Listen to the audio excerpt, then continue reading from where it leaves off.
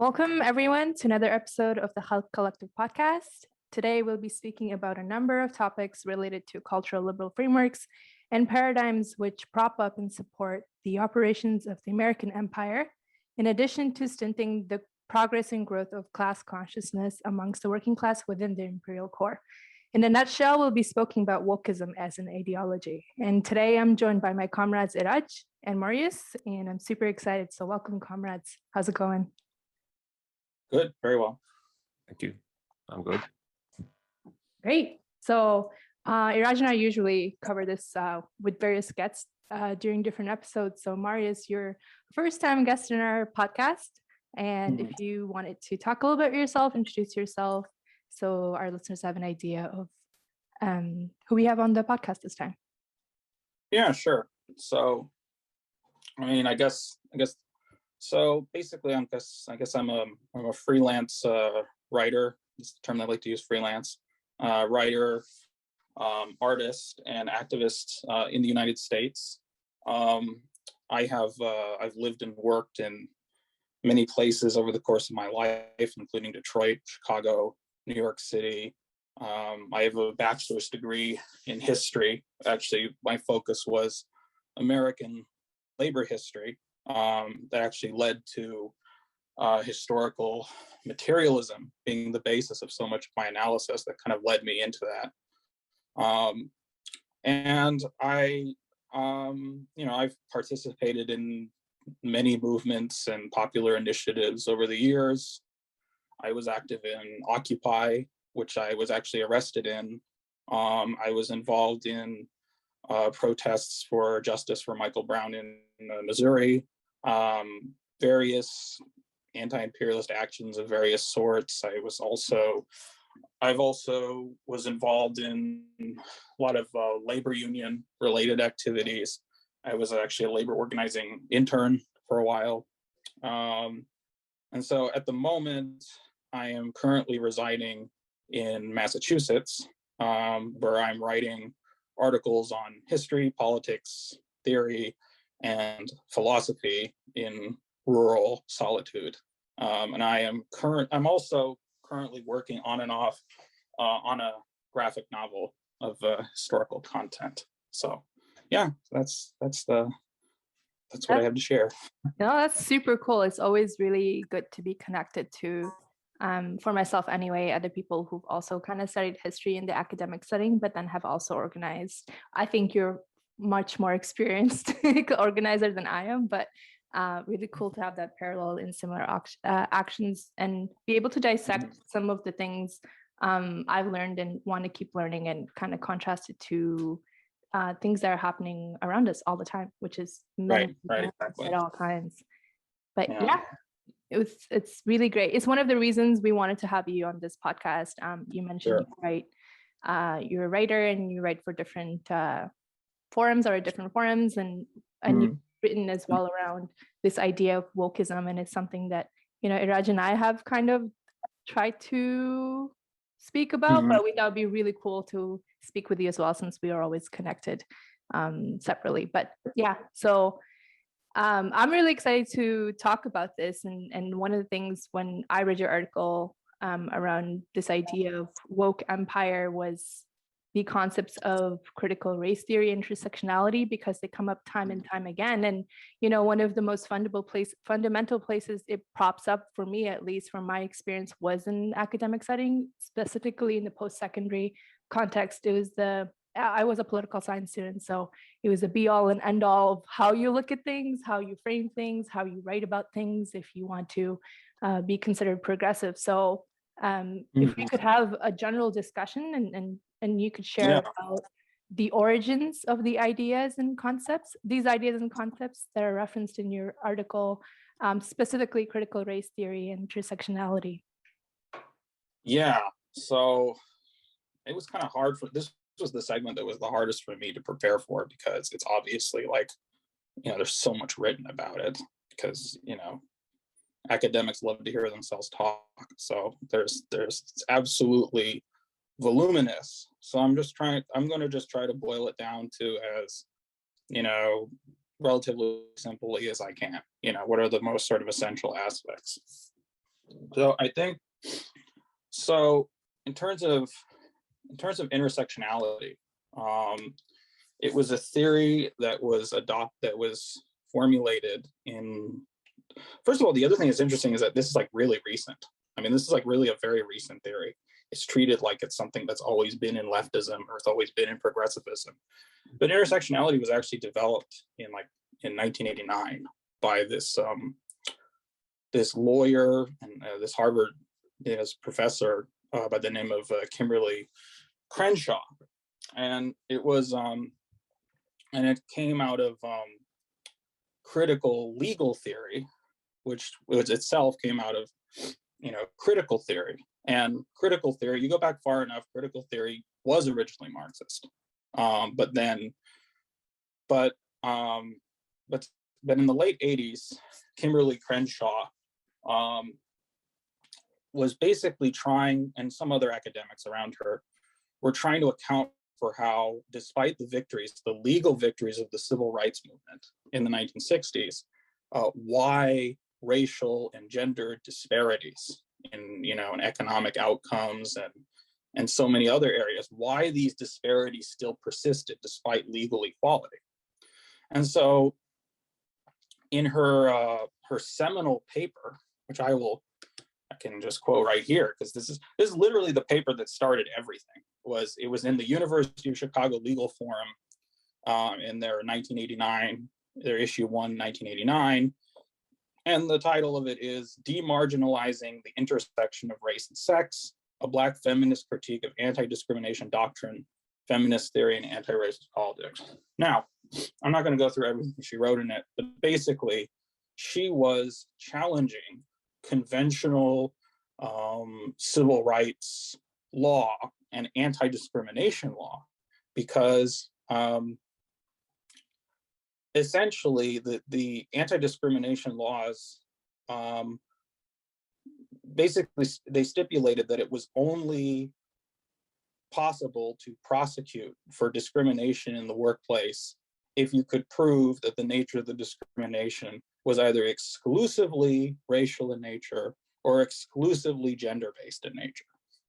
So she was arguing against this. She was basically saying that, and she was specifically looking at examples of Black female workers in Ford plants, and was saying that the law needed to take into account the fact that they were doubly oppressed, on the basis of both their gender and their race.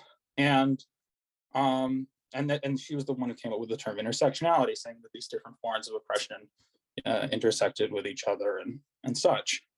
And in the 90s and then in the 2000s, this sort of way of understanding oppression really started to take over progressive, and left discourse in academia. I mean, on its face, there's really nothing objectionable to it, and it's definitely true. It's very true in many cases that obviously in the real world, people can face all kinds of disabilities, can come from multiple sources. I mean, I think that's pretty much a truism. The problem is, and the reason why I think as Marxists it posed kind of there's an incompatibility, I guess, with Marxism, is that from the very beginning, from day one, this theory was liberal, basically, in conception. It didn't, it was only interested in sort of equity within the existing workplace. It did not in any way question the capitalist management structure. It didn't really question capitalism, period. It was only concerned with, reforming the existing, hiring practices, management, all these things, so that it had more, equitable outcomes. At no point from really day one was there any socialist content to it at all. And the other problem The other problem with it is that while intersectional theory often claims that, oh yes, we also take class into account, in practice, class is reduced to simply one of a myriad of oppressions, which are all equally impactful or, real even, if it's addressed at all. And then even when class is addressed, it's usually described as, quote, classism, as if it's just this mere prejudice and not an actual, as we understand it, an actual material relation of, production. So,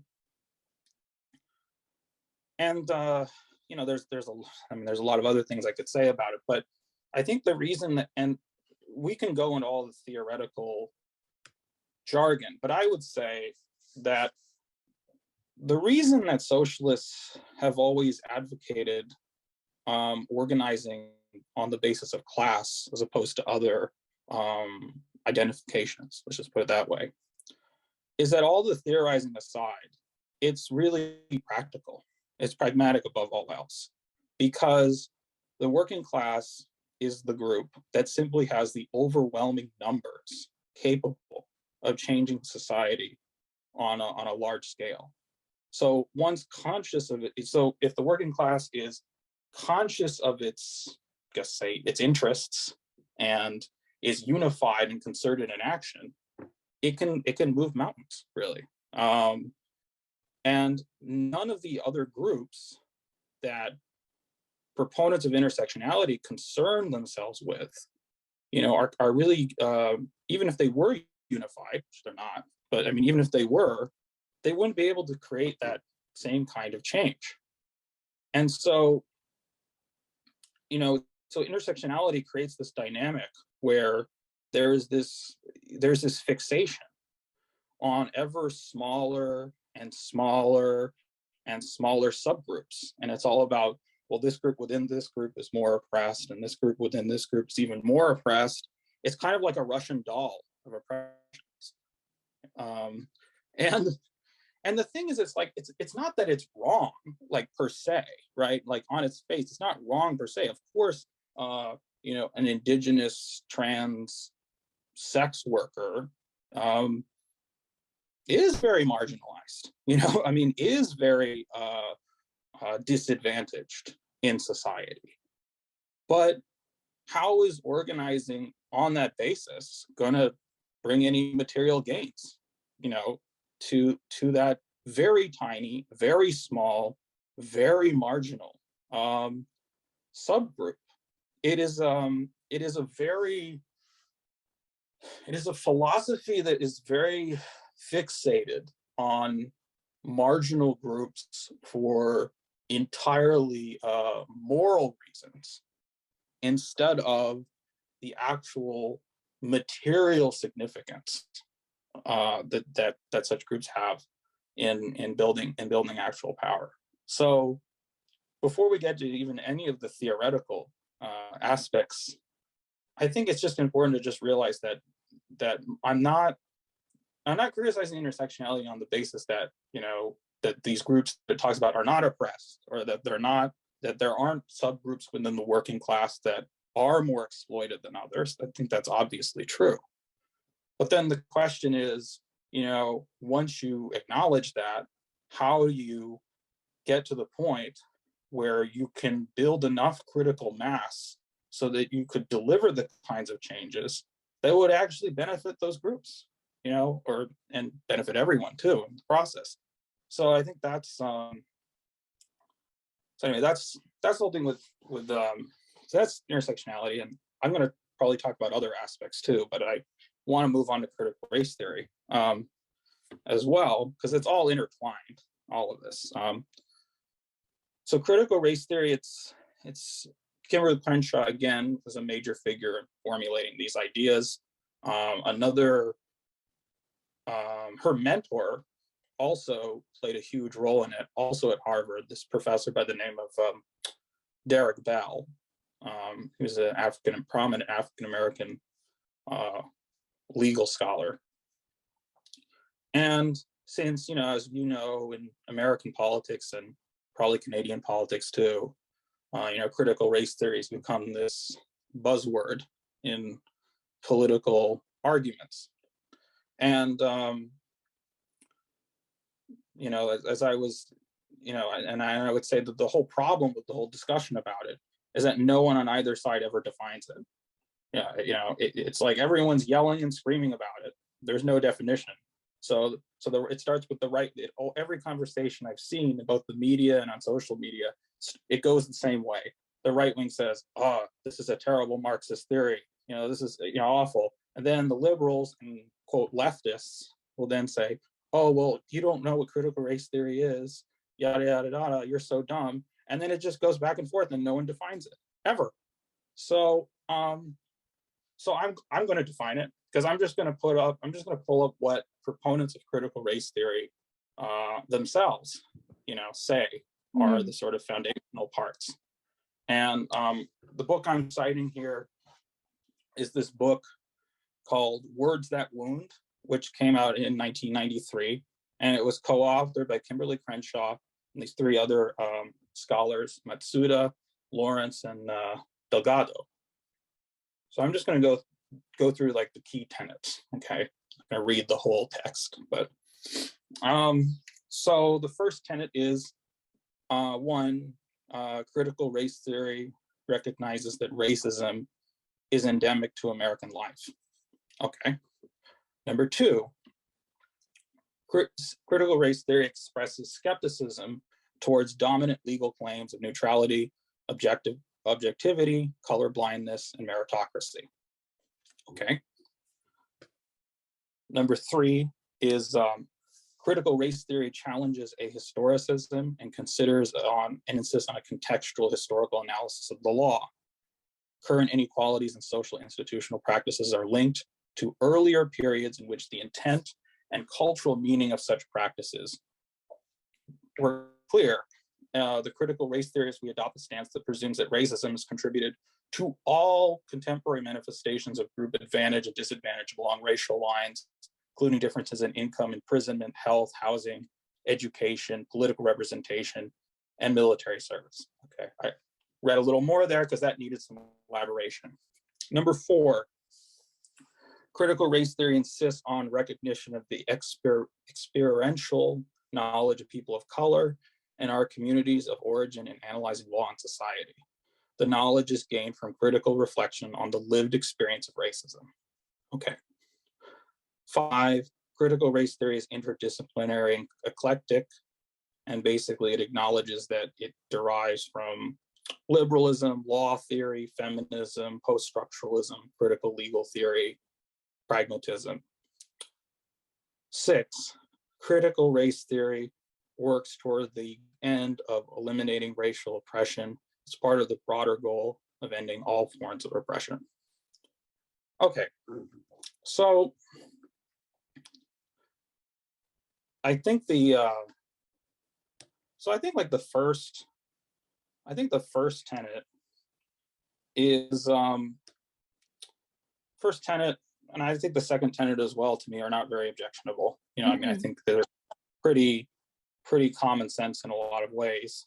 I think you'd have to be, if we're just talking about the United States and also Canada, it's hard to deny the impact that racism has had in the history of those countries. It's pretty obvious to anyone with even a mild acquaintance with the history of how these countries, these societies developed. I guess I have my major problems are with 3 and 4, actually. The third, because I think the problem with it is that if you look at the very beginning of critical race theory, its starting point was that, which I agree with, is that race is fundamental. The construction of race is fundamentally about power. That's really the foundation of it, and that power projects itself in various ways, and through various institutions. But in the very, very beginning of critical race theory, it was understood that race as a construction in Western society had an economic foundation, that there was an overall economic foundation to all of it. Because, even as late as the 70s, most of academia and social critique and social theory was Marxist influenced. I mean, almost all of it before the 80s. So that was just an assumption that scholars just worked with. But then starting in the 80s, and especially with Kimberly Crenshaw's sort of interpretation, the economic foundation started to get less and less emphasis, to the extent that then it just disappeared entirely. And then race becomes the cause. It becomes the cause of all the inequalities, which is, I feel like it's fundamentally a very idealist, view, that these ideas are the reason for the oppression, and that all subsequent inequalities and problems flow from that. And so that's the first part that to me is like just very incompatible with any kind of materialism. It's pure idealism, really, on some level. And then the other aspect of critical race theory is I have a very big problem with this part, is insists on the recognition of experiential knowledge of people of color, and then the emphasis of lived experience. And I think it's and to me, I wrote about this earlier. That basically amounts to making the foundation of your ideology anecdotal evidence. I mean, that's basically what it amounts to. And anecdotal evidence can be, that can be great. That can be meaningful on an individual level. This is the thing, like, I'm not denying the validity of people's individual experiences. Absolutely.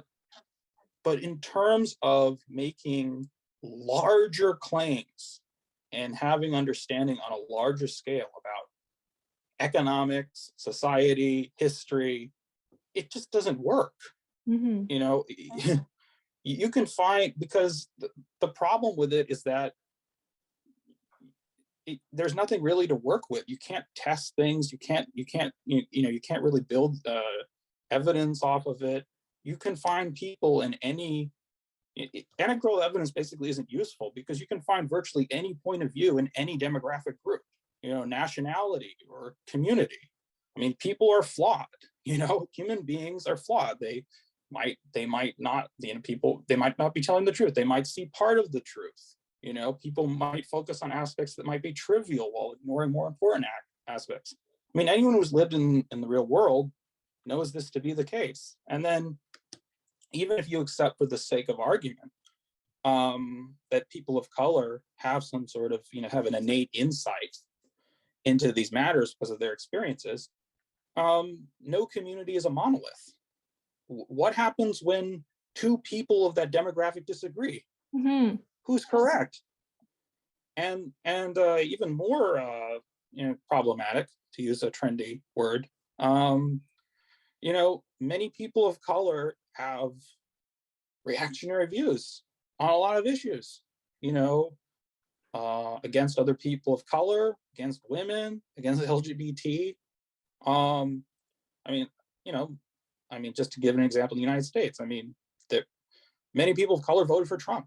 A third of Latino voters in the United States voted for Trump. So are they right?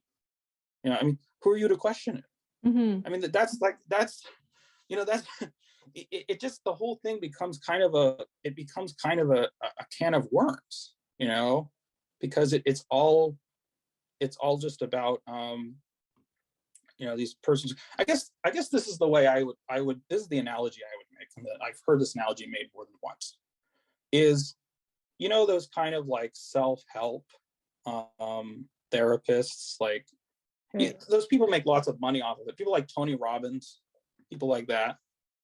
So, and they have this whole gospel of of pull yourself up by your bootstraps, and all these ways to motivate you and make you feel good about yourself, and get you to be a more productive person.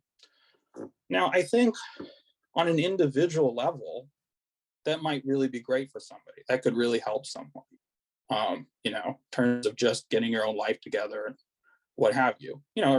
Jordan Peterson is a right-wing version of that, right? Clean your room, etc. Look, it might, for individual person, it could work. It might work really well. But as an overall understanding of society, or a prescription for, for fixing the problems of society, it's a disaster. This kind of pure individualism. Mm-hmm. And I feel like that is, although written in a very academic way, that to me is like the huge problem from a critical race theory. It's just refracted through the lens of identity, but it really is very, very individualistic, in a strange way. So anyway, right. No, absolutely. And I think that's the crux of it, is that you aren't able to refute any claims made by anybody when we look at things through the lens of experiences. And I say that as like a person of color myself. I'm not trying to, as you were trying to emphasize, the objective isn't to dilute or dismiss anyone's lived experiences. It's that you can't refute or counter anything they might say whatsoever, because that's how heavily identity has been weaponized. And moving away from, and you were doing this as well, from even the theoretical contrast of Hegelian versus materialist way of looking at things and applying it to how we mobilize. And again, I think the United States and Canada is very similar in this way. And I guess I would call it generally progressive and leftist circles, or just progressive circles, when trying to organize, is that's a hot button thorn issue, that inherently this idea of intersectionality and even more broadly identity is so deeply embedded that any other approach of trying to build a parallel amongst the working class as a whole is inherently divided and attacked. And one thing that I thought was super interesting in the way that you alluded to very briefly in your article, because you speak about a lot of different things, is what the reason why, if you don't even look at the theoretical basis of it, why it's pushed so very hard, not only amongst organizers, but as I was mentioning at the very beginning, it's now threaded through all layers of through different circles, academia being one of it, and even now in social justice circles, whatever you want to call it, and why it's so heavily pushed by the ruling circle. And you were talking about critical race theory and intersectionality, and I was reading a little bit about it, and I thought it was super interesting that the main pillars of critical race theories, and that as a separate thing, is intersectionality, and the way it became super centered, I guess, in all spheres of influence, was this workshop that was presented by Kimberly Krenshaw and Neil Gotanda and Stephanie Phillips in 1998, called the Workshop on Critical Race Theory. And in the aftermath of that, it kind of blew up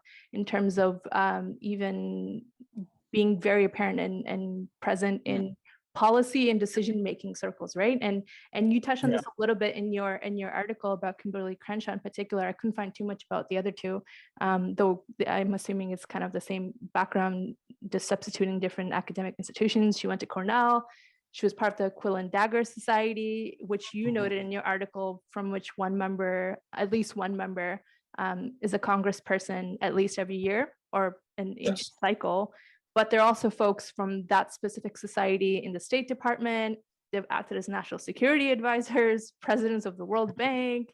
They've served on think tanks that push liberal bourgeois agendas internally and in terms of foreign policy, like the Council on Foreign Relations. And they've served in the post-Reagan and the post-modern sort of framework on the administrations of Bush and Obama, the most notable of whom are Paul Wolfowitz, who was prior to being Secretary of Defense, was the president of the World Bank. So you kind of see all these connections that we make in an internationalist setting when we're talking about foreign policy, when we're talking about Bretton Woods institutions and control of capital and the influence of capital, but then it's equally applicable to organizing and just conceptualizing general how we conceptualize oppression as a whole within the imperial core as well, and how it's kind of become this fortress that you can't touch, is untouchable. As soon as you try to come across or try to approach it from another perspective that's more holistic and looking at it from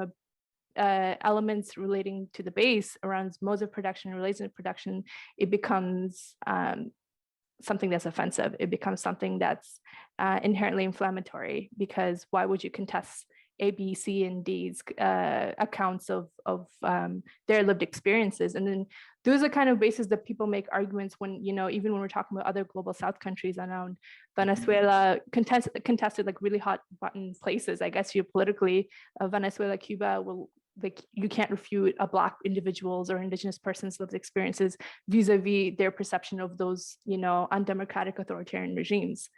Yeah, I wanted to I actually, even after doing this article, I did even more research on Kimberly Krenshaw, and it's, I mean, so not only was she in this, not only was she in that society at Cornell, which is, as you mentioned, has all these ties with the national security establishment and the deep state and all this, but then at one point she went on to be a member of the domestic strategy group at the Aspen Institute for 3 years. And the Aspen Institute is one of the most powerful think tanks in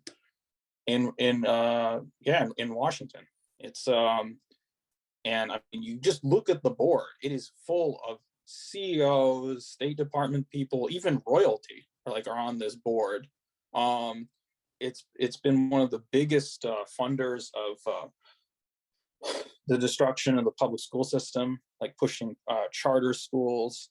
And one of its biggest funders is the Ford Foundation, which is pretty much like one of the front groups for the CIA. That's like the CIA wants to fund anything, it goes through the Ford Foundation. So, it is really high time to just sort of ask, like, why is the left in the West so wedded to these theories that were like nursed in the very center of the imperialist establishment? If this was all so revolutionary, how do these people like get grants and get these positions and get, they're so comfortable in the halls of power, and we're not, this is like the center of it, like really the very beating heart of it.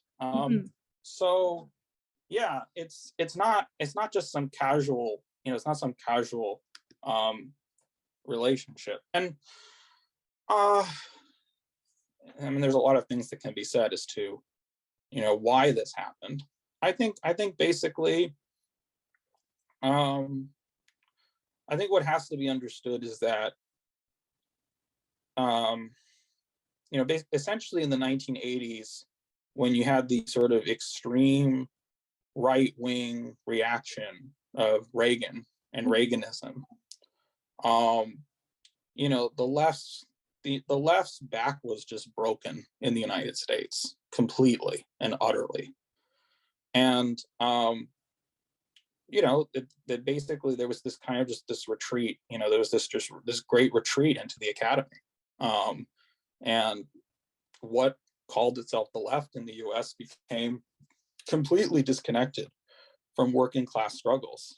And the refocus on cultural struggles was basically, it was just a concession. It was a concession of economic issues to the ruling class. It was basically a unspoken declaration that economic issues are just untouchable, essentially, and that there's no hope of trying to make larger economic changes. So let's just focus on these, on these cultural. And I mean, look, don't get me wrong. Like, I'm not even judging people, because the 80s and the 90s were a period of terrible reaction. It just neoliberalism was just everywhere. The labor movement was crushed, and then especially after 1990, the USSR collapsed. It was just one catastrophe after another, in which the most right-wing pro-business forces were advancing seemingly everywhere.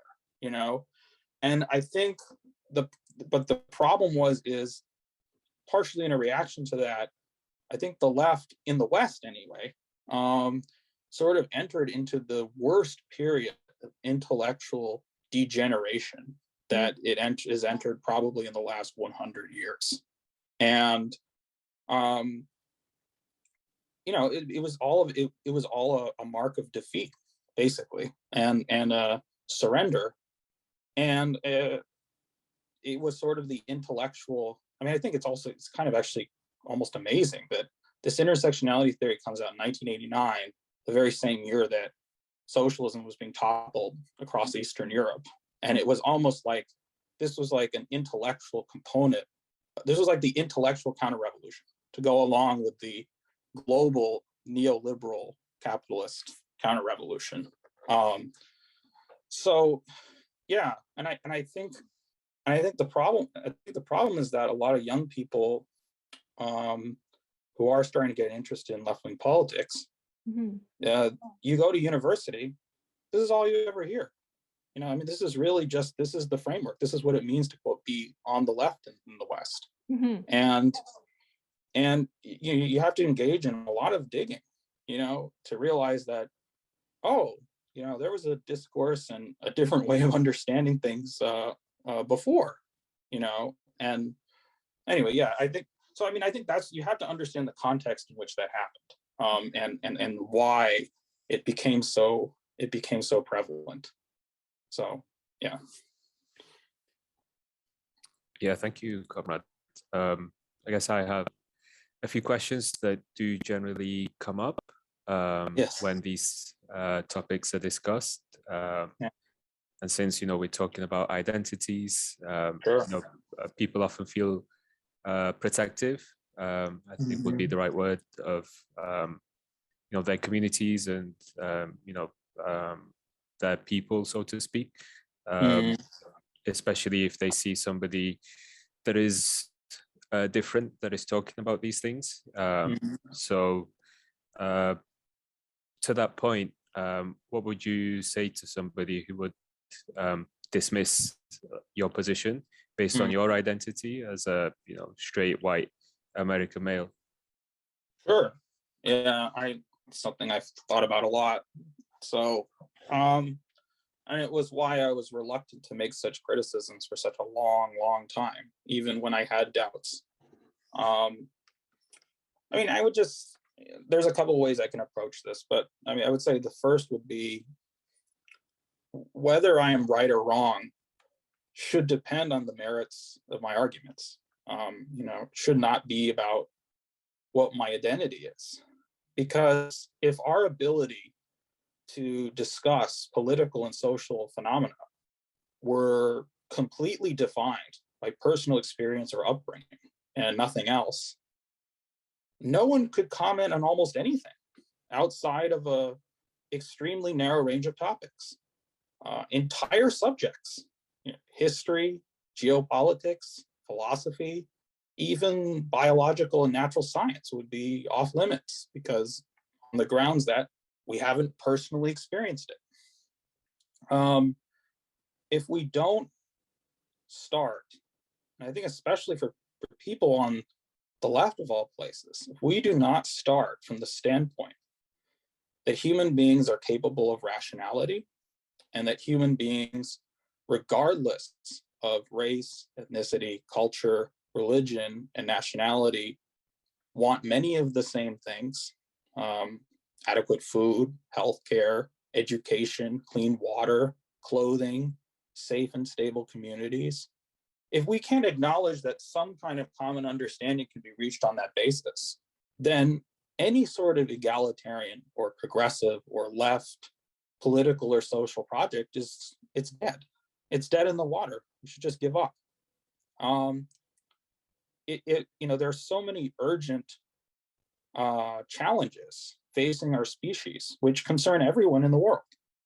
So how can understanding, collaboration, and solutions to these problems be reached between nations if they can't even be reached between individuals?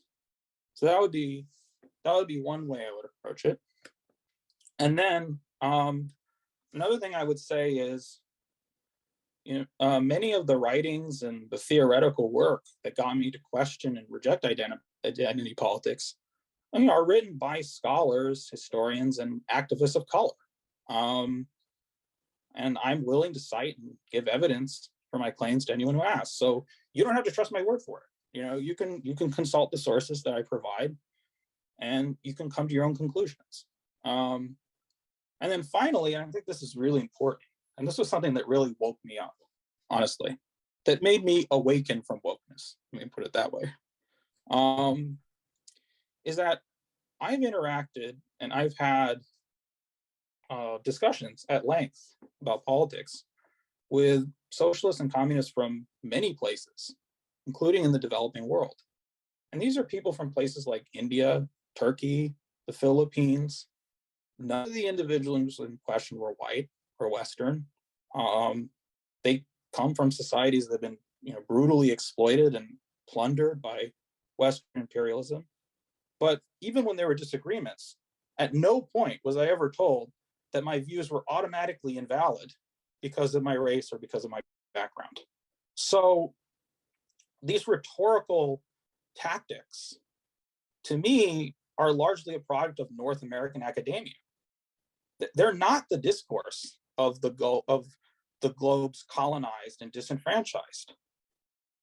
Provided, of course, the discussion is conducted in a respectful manner. So that, I guess that's my final point. That's respond to those questions. Yeah, thank you, comrade. So out of that, I guess another question that comes to mind is that as you said, in society you have different people that experience things differently. More marginalized group will experience the oppressive forces of capitalism and all that it gives rise to the most. So for those communities that experience it the most, shouldn't something like intersectionality, where they can see how these different structures are oppressing them, be a good thing? Because they can, analyze their society and say, okay, so this structure is in place here, I can, I have to oppose this, and then this structure is here, and I can oppose this. So, and building off of that question, shouldn't these concepts then remain in schools rather than not be taught in schools? Because if anything, they are closer to Marxism or closer to leftism. So, giving people that leftish perspective, if not the leftist perspective. Yeah, it's a good question. I guess I would argue that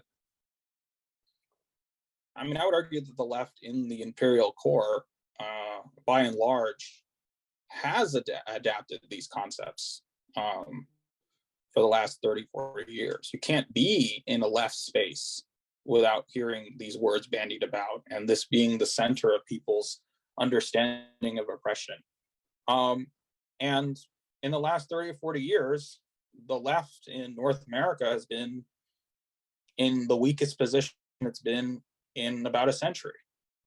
And I think, despite the claims that intersectionality and its proponents make, that they're being inclusive, I think anyone who's being honest and who's spent any time in left spaces in the West in practice can see that the actual practice of it is fragmentation.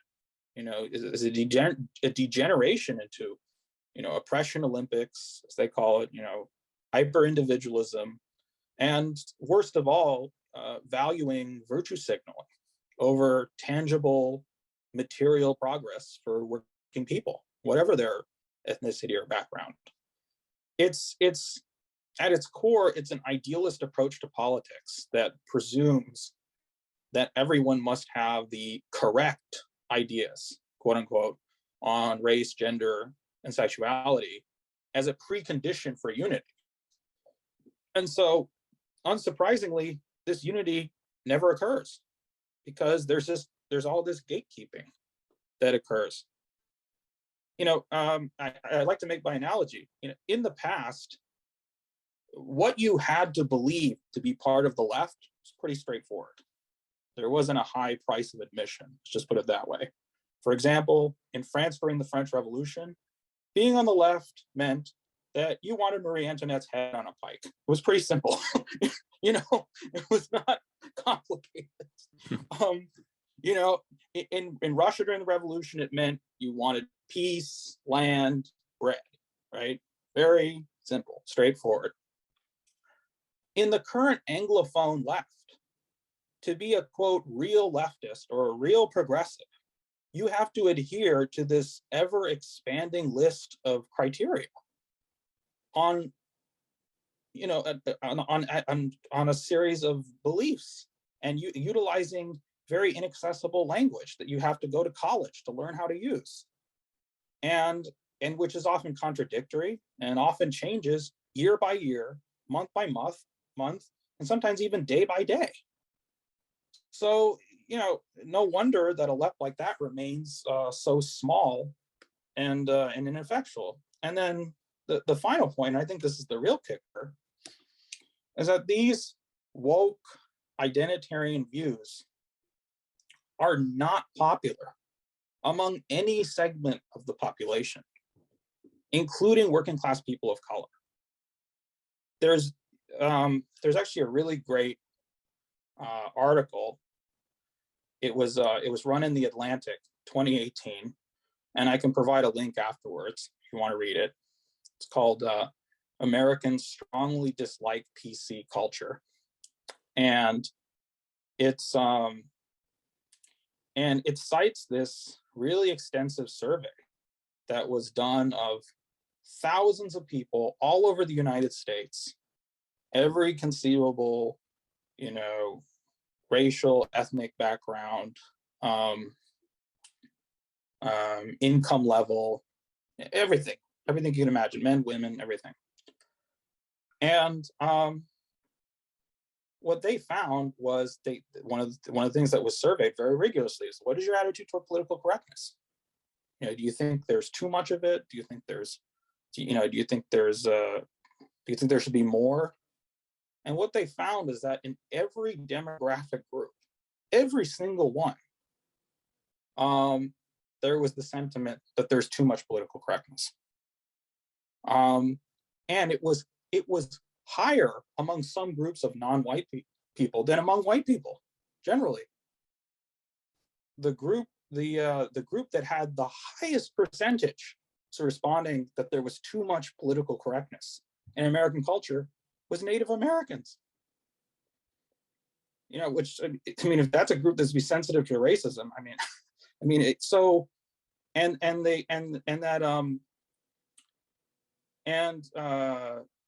African Americans were the group that was least likely to think that there was too much political correctness, but still 3/4 of African American respondents said there's too much political correctness. And so when they really tried, in the same survey, really tried to get down to it in terms of who was likely to have attitudes that you would be considered woke, and very, very hypersensitive to like social justice, and seeing that as really important in their outlook, they found it wasn't people of color, it wasn't even young people. That the two most decisive aspects for having this extreme political correctness and wokeness was people who are more affluent, people who made $100,000 or more a year, people who had a college education, and this is the greatest irony, overwhelmingly white. So, the way that the media presents, these issues and who's actually concerned with them and who thinks it's actually important, it's completely distorted. That essentially, for various reasons, you either have the sort of hardcore conservatives who are militantly anti-woke, the Trump crowd, So they get a big microphone, they get a lot of attention. And then you get like, these hyper woke liberals, leftists, and then they get a big microphone. But the reality is that this survey showed that you add those two groups together, they're less than a third of the public.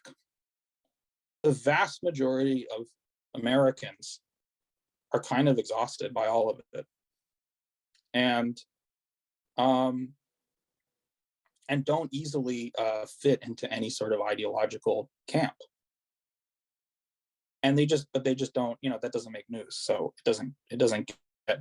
So I think the reason a lot of leftists don't really get this is because, let's just be real. The North American left is not working class. It's just not.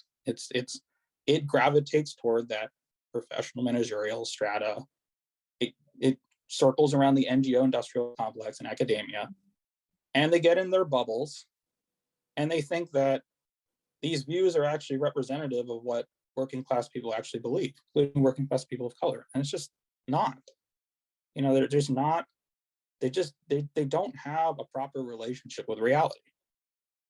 So anyway, that's I guess what I would say. I would say that wokeness is basically turning everyone off, like of many, many different backgrounds. So that's, and I'll send you a link to the article because it's really eye-opening, and there's a lot of data to back it up. Cool. Yeah, I'd love to read it. And that's a really good segue to the next question, and something we touched on about a little bit, but we can definitely elaborate on is then given, this larger or burgeoning evidence that this idea of being woke isn't even something that originates from the working class itself. Is there a reason why these concepts, these postmodern concepts, are pushed so heavily by the ruling class then? Yeah, that's a really good question. And there's a lot that could be said about it. But I would say, I've thought about this a lot. I think a big turning point for me is the 2008 economic crisis, because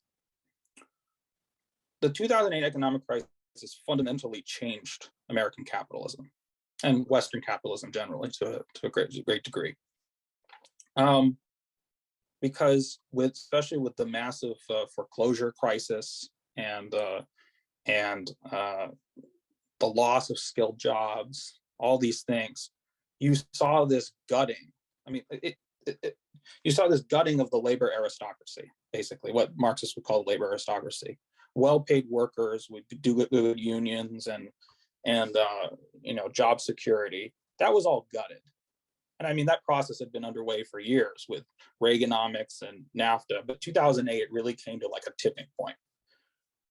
And the petty bourgeois too, small business owners, the small capitalists got crushed too. And then now they're getting even more crushed with COVID. So that layer was crushed. But then this upper middle layer, this professional managerial layer, the people who, and I would define professional managerial as people who don't own capital assets themselves, but they supervise and advise the owning class. This strata, if you look at data in terms of like how much they're making, people making between, I guess, 100,000, 200,000 a year or more. So not the owning class, but they're sort of underlings, right?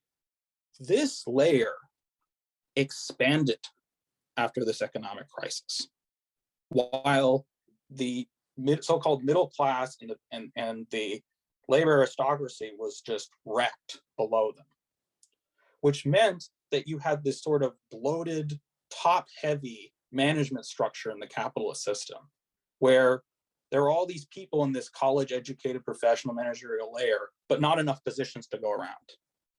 And with the destruction of the so-called middle class, there's competition for limited positions in that upper middle professional managerial layer, and you either make it in that layer of the capitalist management structure, or it's the abyss below. And so therefore, the competition within that strata intensified after 2008. And so this identity politics became a potent weapon for people competing for positions and promotions and salary increases and all of that. You know, if you can use your gender, you can use your race, you can use your ability or disability, your sexuality, whatever it is, you know, you have to make it, or you're just, you know, you're doomed economically. It's like you either just sink or swim. The capitalist system increasingly is losing this cushion where, you know, if you're not in the professional managerial layer, you can still have some kind of decent life. That's just disappearing. It's completely disappearing in North America. So I think that's what happened. In 2008, that professional managerial, the competition with it intensified.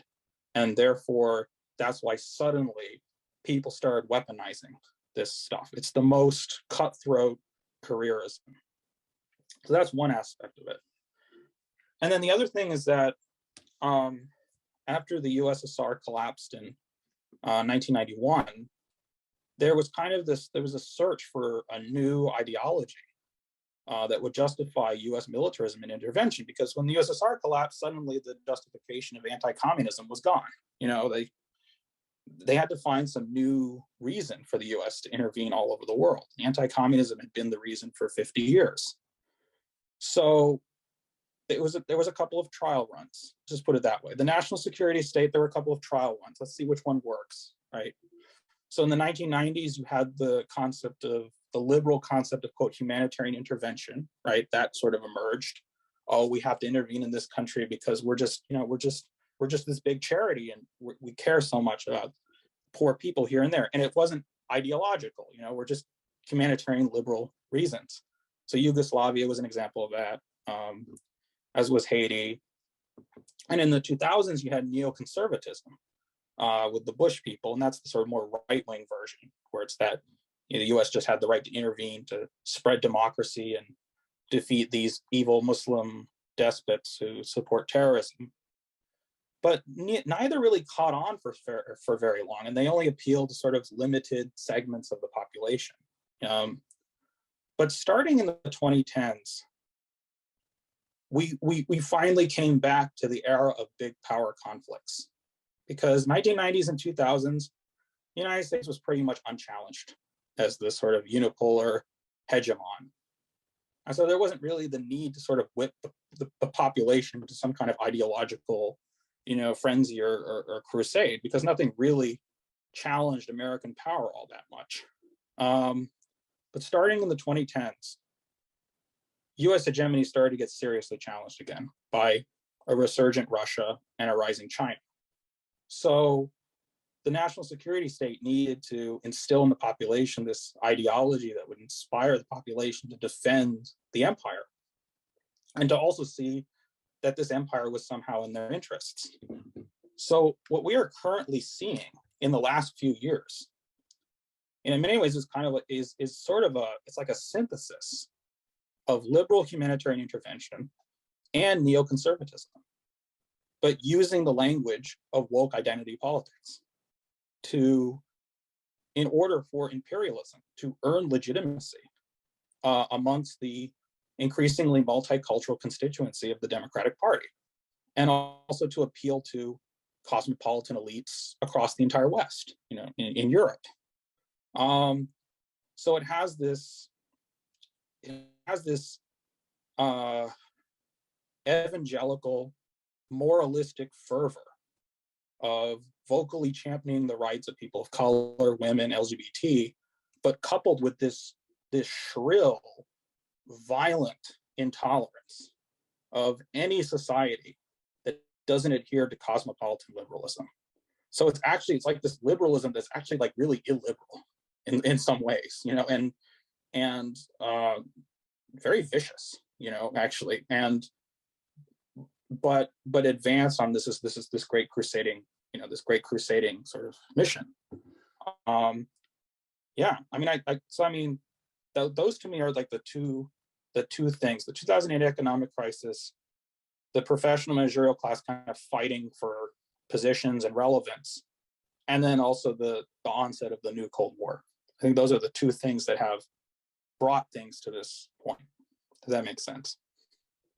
Yep, it does. And I think, well, I personally want to expand on that in just a second. I'm sure Lima would too. But before we go there, I just had maybe a few more questions just regarding intersectionality and stuff like that. So one of them was, one of the famous writers that leftist writers that is actually allowed, whose work is actually allowed in academia to be read and to be cited, is Fanon. Yes. Yeah. So I was wondering, like, if you had any thoughts on him, if you had any thoughts on him or his work, or even somebody like Cedric Robinson. With a who expanded on racial capitalism. These are also components I feel that attached to intersectionality, or certainly brought up a lot in these conversations. So just wanted to get some of your thoughts. Well, regarding Frantz Fanon, proponents of intersectionality and proponents of post-colonialism will often cite Fanon or claim Fanon as a inspiration, but I really think that it's like they're just ventriloquizing. They're just ventriloquizing him. They're not actually engaging with the actual content, I think, of what Fanon said, because many proponents of intersectionality and critical race theory will be, they'll just dismiss the entire Enlightenment basically, and just say, oh, it's just a bunch of privileged Europeans, and it's just it's a colonialist European construct, the European Enlightenment. Fanon admired the Enlightenment. He did. I mean, really, when you look at him, he adhered to Western. He did very much adhere to what could be called Western concepts of freedom, and he did believe that humanity could be reconciled. There could be a sort of a universal liberation project, and he did find a lot of value in the ideas of the European Enlightenment. But he said the problem wasn't the ideas of the Enlightenment themselves. It was that the European ruling classes had not themselves lived up to their own professed ideas, and had in fact egregiously violated them, in how they treated the colonized world. And that the only way that things like, the noble slogans of the French Revolution, right, liberty, equality, fraternity, could actually be made real, like a real living reality, not just a hollow slogan, would be through the liberation of the colonized and the destruction of imperialism. And so, in a way, he actually saw the colonized as not in opposition to the Enlightenment project, but as carrying it forward, and making it real. So I don't. I mean, there's a quote. I didn't. I don't have Fanon's book in front of me, but there is a quote where Fanon said that all the great European thinkers, they had all the components. They had components of what was necessary for human liberation, but it's never been put together, if that makes sense, right? So I don't see Fanon. I don't see Fanon as really compatible even with the kind of project that a lot of the proponents of these trendy theories nowadays are putting forth. Fanon had a much more nuanced understanding of Western thought. He didn't just want to deconstruct everything and just say, oh, well, we have to throw this all out because it's all racist and all points, whatever. Like, no, take the components of it that can be useful for the liberation of the colonized, and then build on that foundation and go forward. that's very different. So that in terms of Cedric Robinson, his book Black Marxism, there was actually a piece in Midwestern Marx, actually just ran this piece recently, and it linked to a number of blog posts and essays, which and I don't want to make, I don't want to make any sweeping claims, okay, because I didn't read Cedric Robinson's book. I'll just be honest, okay, so I don't want to, but from the article that I read, one of the problems with Robinson is he makes these claims about Marx, these claims that Marx didn't basically that Marx didn't take into account or didn't take seriously the class structure of non-European societies, especially African societies. And the article in question actually quotes various other scholars who actually challenge this assertion, and that there actually are essays where Marx talks about the structure of African societies and even native societies. So, and another misrepresentation in a similar vein, I'm more familiar with this work, another misrepresentation of Marx in a similar vein is Edward Said in his book Orientalism. And I say this as someone with great respect for Edward Said, by the way. But specifically regarding to Marx, he cites these passages that Marx wrote in the 1850s, where Marx was basically saying that British colonialism was a progressive force in India because it was tearing down the old, feudal and, structures in India and clearing the way for the expansion of capitalism. And so Said quotes these passages and he just concludes, ipso facto, Marx was just another colonialist, racist, etc. It's not that Marx didn't write those things, but later in his life, Marx repudiated a lot of those sentiments, because what Marx realized is the 19th century wore on, and Marx started to really study and observe what French and British colonialism was actually doing. He realized that imperialism was not bringing, modern capitalist development to these countries. It was deliberately underdeveloping them. It was stymieing their ability to actually make that kind of progression that the Western countries had, and was simply not interested in these countries for any other reason than just extraction of raw materials, nothing else.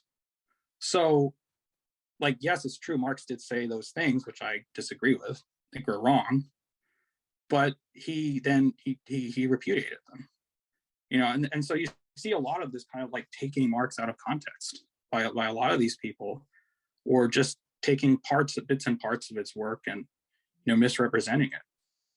So yeah, there's a lot of stuff in academia like that, and of course it's very unfortunate, because what the actual effect of it is to turn people of color against Marxism, is to turn people who are interested in anti-imperialism and in their countries being free of colonial and neo-colonial plunder, and to get them to think, oh, Marxism is just another form of imperialism. I think that's really destructive and very reactionary. It's a wolf in sheep's clothing, really. So anyway, hope I answered your question. No, yeah, thank you. So based off of that, and I think something you mentioned earlier as well, that you have some citations of your own, some books of your own that you have studied, yeah, and that you would recommend. So yeah, first of all, my question would be, are these Marxist books? Do they provide a Marxist analysis of race, for example? And yeah, if you could just cite some of those for us, if you remember them. Yeah, sure. I mean, there's just a second. Let me just here we go. So Yeah, I mean, most of the books I recommend are, they're either by Marxists or they're at least influenced. They're in that framework. So in terms of understanding the limits of sort of liberal, quote unquote leftist, quote unquote anti-racism, I recommend the works of Adolf Reed Jr. Absolutely brilliant scholar, historian, social analyst, writes very clearly. He doesn't, I mean, he has a large vocabulary, but he's not inaccessible to read. There's a book of his called Class Notes, which is excellent. He also has a website called nonsite.org where you can read a lot of his articles. Then there's Cedric Johnson, also African-American, writes about quote anti-racism and critiques wokeness and intersectionality. Barbara and Karen Fields, her two sisters, they're excellent historians. I highly recommend their book Racecraft, where they kind of compare the construction of race to witchcraft, and really talk about the way that the ideologies developed throughout American and Western history. And then if you really want to get into like a master work of looking at the dynamic and the dialectic between race and class in American history, cannot recommend more Black Reconstruction by W.B. Du Bois, an absolute masterwork on the American Civil War, on Reconstruction, on how slavery and its aftermath was central to the formation of modern American capitalism. Du Bois obviously was very much a Marxist throughout his whole life. Masterwork. And then The Darker Nations, People's History of the Third World by Vijay Prashad. And that's a history of the non-aligned movement. And I think it's really an essential work because it's an insight into what a anti-racist, anti-imperialist ideological praxis actually by the colonized, not in the name of the colonized, bereft of essentialist identity politics, actually looks like. I mean, the history of the non-aligned movement and the kind of the left that emerged in Africa and Asia, in that period, I think provides many, many, many insights. So yeah, I mean, those are I think are books that I recommend that anyone who's serious about these subjects should definitely take a look at.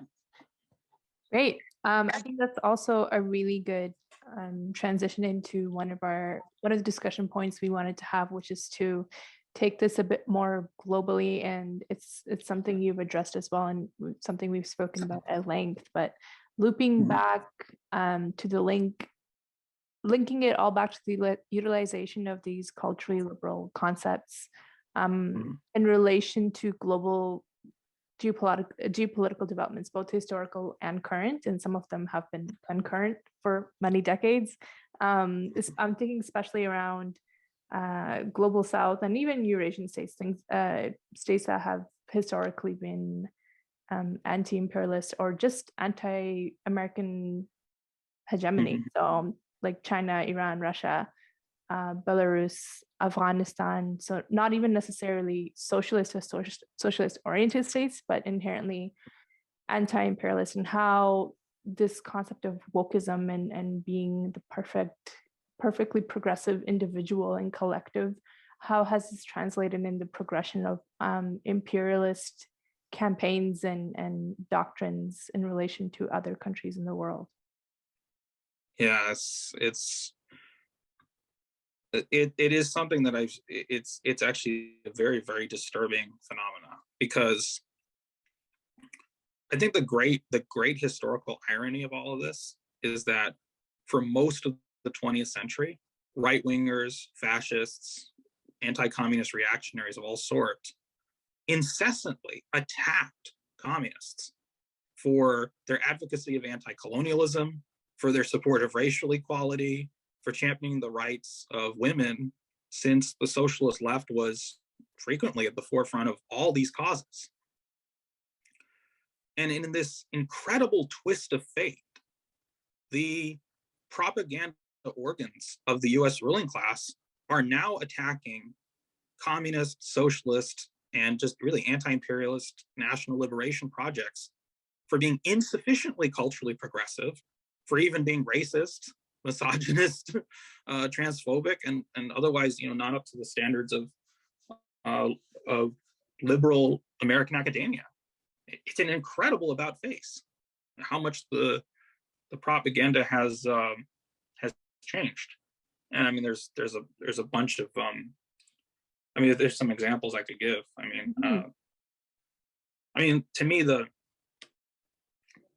To me the most revealing is, of course, the New York Times, which is basically at this point, it is just like it's like the Pravda of the liberal elite, and pretty much is the mouthpiece of the liberal establishment. So one of the most incredible things that the New York Times did over the last few years was coming out with a series of articles, and usually timed exactly that were portraying Cuba as being racist and discriminatory against Cubans of African descent. And each one of these articles was timed. It was amazing. It was like coordinated. It was timed when either there was some sort of intensification of the sanctions on Cuba, or the counter-revolutionary protests that occurred the last summer. And one of the articles was so egregious that over 100 Afro-Cuban artists, writers, and intellectuals wrote a lengthy open letter rebutting the claims, because the article was basically just claiming, the Cuban Revolution, Fidel Castro was white and it only really benefited white people, and Black people are still oppressed and at the bottom and poorer than everyone else, and et cetera, et cetera, et cetera. Well, there was an open letter that was rebutting this claim, written by numerous leading Afro-Cuban artists, writers, intellectuals, pushing against all these claims. It was never even acknowledged. It was never even talked about. So I guess those were lived experiences that didn't really matter very much in that situation. And then other examples are all these provocations against China. One of the ones that has been really striking to me has been utilizing Me Too to delegitimize the Chinese Communist Party with the the tennis player Peng Shuai. Apologies to the Chinese comrades if I didn't pronounce that name correctly. But the whole story is that she was raped by this party member, and then she's silenced, and they disappeared her because she spoke out and all these other things. And then, of course, it turned out it's not actually what happened. That it was actually first of all, it came out there were texts and everything that came out that showed that she was not raped. She never claimed to be raped. That there were actually text messages between her and this figure that showed it was a consensual relationship. And then she's emerged on the scene and is giving interviews to both the Chinese and the foreign press. And she literally was present at the Olympics. There's even footage of her. And the U.S. media still continues to insist that she was abducted. It's incredible. But what was interesting to me was how the whole Me Too campaign about sexual harassment was turned around and used against the Chinese Communist Party, to make liberals and progressive people enraged at the Chinese Communist Party. Oh, look, see, they're all a bunch of rapists and abusers, etc. Another striking example of this, claims of progressiveness being used against China, and being, claims of being hypersensitivity to the treatment of minorities, has been, the situation in Xinjiang and the claims about the treatment of the Uyghurs. And one of the most striking examples of this was the New York Times ran a photography series on Xinjiang in which the photojournalist compared the anti-extremism measures taken by the Chinese state to the residential schools that the United States and Canadian governments ran for Native Americans. And I found this like really incredible. So basically the West, and he even used the term settler colonial and said that China is a settler colonial state against the Uyghurs. So the West is projecting its own imperialist crimes onto adversary states in order to manufacture consent for hostility and war. So in effect, they're deflecting anger and hostility about its own actions, past and present, and redirecting them towards Beijing and Moscow. I mean, it's both twisted and brilliant. I mean, it actually is like, in a way, it's almost like Western hegemony can't really justify its existence in any kind of positive way anymore. The only thing that they can say is, oh yeah, we did all these terrible things, but everyone is bad. And in fact, they're worse. And you know, and everyone has committed the same crimes and all systems are the same. So basically trying to create this all pervasive cynicism and nihilism even. While at the end of the day, it still somehow comes to the conclusion that the West is superior. And it's interesting, especially when like you're situated in like you said, in these imperialist core and bases. And I was thinking as you were speaking in relation to Canada as well, and how closely, not only is it a matter of just toeing the foreign policy line that the US lays out, but really taking the lead and inspiring and instigating a lot of these misconceptions. And, you know, I've traveled between Canada and the States quite frequently, and maybe have obviously not spent as much time in the States, but speaking to people here, you know, not only in the capital, but across the country, just their aggressive perception without any kind of basis around Russia and China in particular. And we all know that Canada is a huge proponent, not only kind of regurgitating the propaganda that's kind of manufactured and created by the United States, but creating their own dynamics and rivalries, especially in relation to China as well. And, you know, sanctions, having levied their own sanctions, boycotting of specific individuals, and now citing Xinjiang as well. But prior to Xinjiang, a whole host of other series. And it's interesting and also ironic that, you know, those lived experiences, even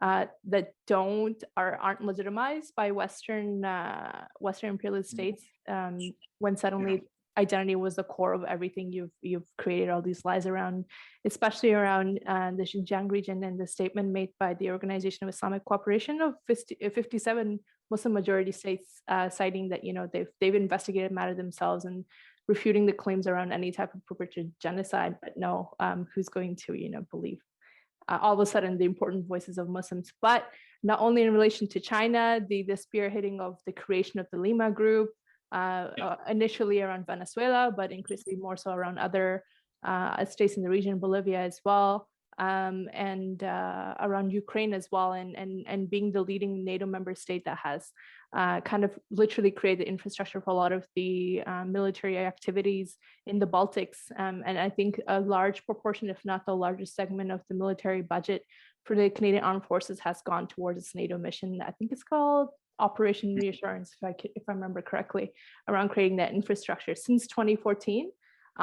Very much vocalized by, of course, this is all under Trudeau, but the kind of leading figure around is Chrystia Freeland, who has, you know, acted in the cabinet in different capacities as Minister of Foreign Affairs, and now she's a Deputy Prime Minister. But interestingly enough, not only spearheading and creating the Lima Group, but stretching back to the late 80s and early 80s, she would frequently visit Ukraine, or, you know, part of the Soviet Union at that time, and fund a lot of anti-Soviet and counter-revolutionary activities on the ground. She would deliver funds, logistics and operations, and was on the KGB list. I mean, of course, they didn't do anything, but they were on the lookout for her for a long time. And she has been on that Soviet at the time, but now anti-Russian front for a very long time, and has a very critical voice in the cabinet, not only because she's a cabinet minister, but because she's also an academic and has written extensively on these topics. So she has, I guess, the largest sort of presence in the cabinet right now around foreign affairs, but domestic affairs as well, but especially around Ukraine. And so when you dig deep into how not only complicit but active other Western states, we've seen this historically from the UK, of course, and France and the US, but Canada as well, which, you know, has this reputation internationally of being this neutral peacemaker state that kind of is called upon to resolve solutions. And when it's actually the complete opposite, especially in relation to a lot of these ongoing geopolitical developments and occurrences. Yeah, that's an excellent point, because I mean, I don't want to, I don't want to derail things too much, but I mean, basically the first high-level hostage in the new Cold War between the West and China was that woman who was the chief financial officer of Huawei, and it was the Canadians who arrested her at the behest of the United States. But I mean, they did make the move, right? And so yeah, definitely. And of course, Canada's part of the Five Eyes, the intelligence cooperation. Basically, it's the Anglo Federation, intelligence agencies that are spying against China and its allies in the Pacific. I want to say specifically about Russia. It's living in the United States, it's been very disturbing to see the completely over-the-top vitriolic hatred of Russia among liberals and even progressives and even leftists. And of course, there's a lot of things you can say are wrong with Russia, and Russia's it's a flawed country like any other country, but it's so completely out of proportion to anything that Russia does. And I think it's there's a lot of things that could be described about it, but I almost feel like it's like a pressure valve. It's a pressure valve for woke Western liberals, because they can just go all out and just hating this country and demonizing it. And it's not white. It's a white country, right? It's a white country, right? It's a white European, well, mostly, right? I mean, we know that there's Muslims and there's Central Asians and others, Russia, but it is in the popular perception a white country, but it's an adversary of the United States. But, the sort of, just the demonizing of it.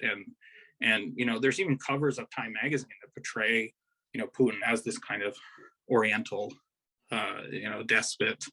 And then there was also, I don't know if you even noticed this, they're all over liberal social media. There was all this blatantly homophobic jokes and cartoons about Trump and Putin being in this gay relationship with each other. For 5 years, yes. For 5 years. For years. And I just saw it. I'm like, are you guys in middle school?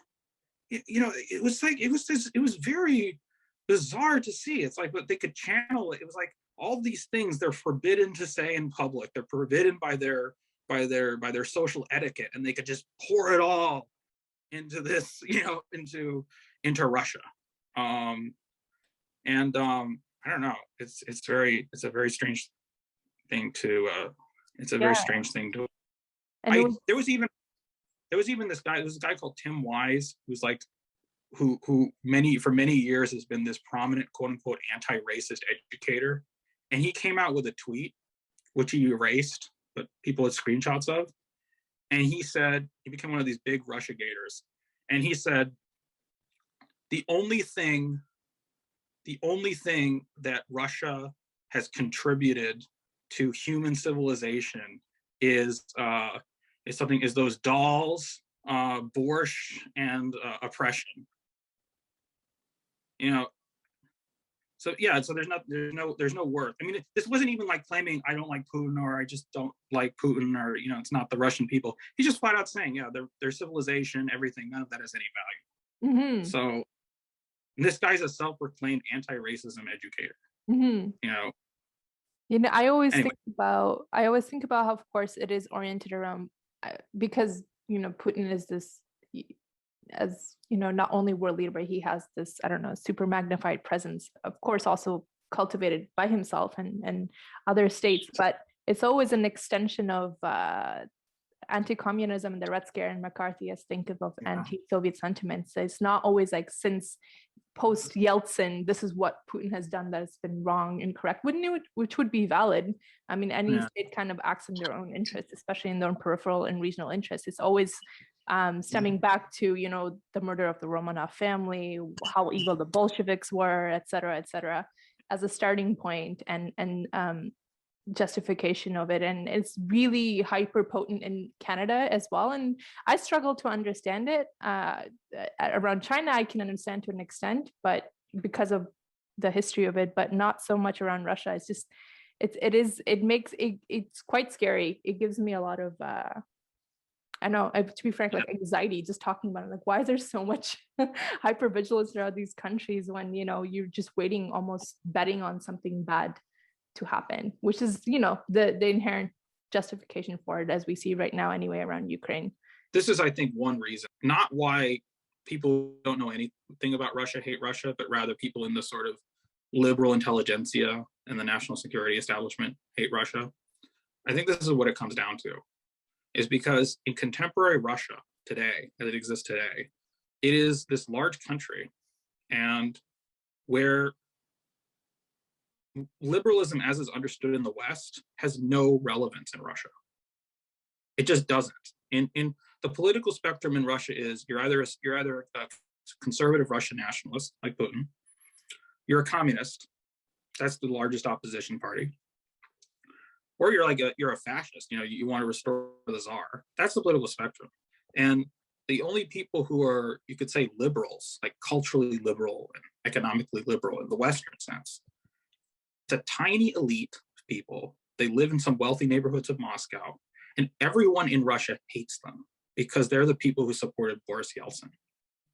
No one gives them the time of day. And these people despise their own country, they idolize the West, and they're just kind of waiting for the West to save them from Putin because they have no base in their own country. And so I think there's this deep disappointment among the Clintonite liberals that we dismantled the USSR, they had freedom, economic freedom, and they're just ungrateful. Look, now we have Putin. Now Russia's reasserting itself. It's more nationalist. It's not socialist, but it's more independent of Western domination.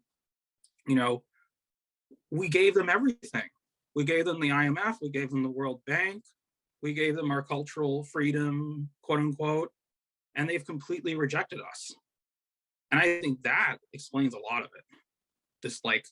This real hatred, the feeling that, and it was the Clintons, it was the Clintonites that imposed and supported those extreme austerity policies, on the former Soviet Union.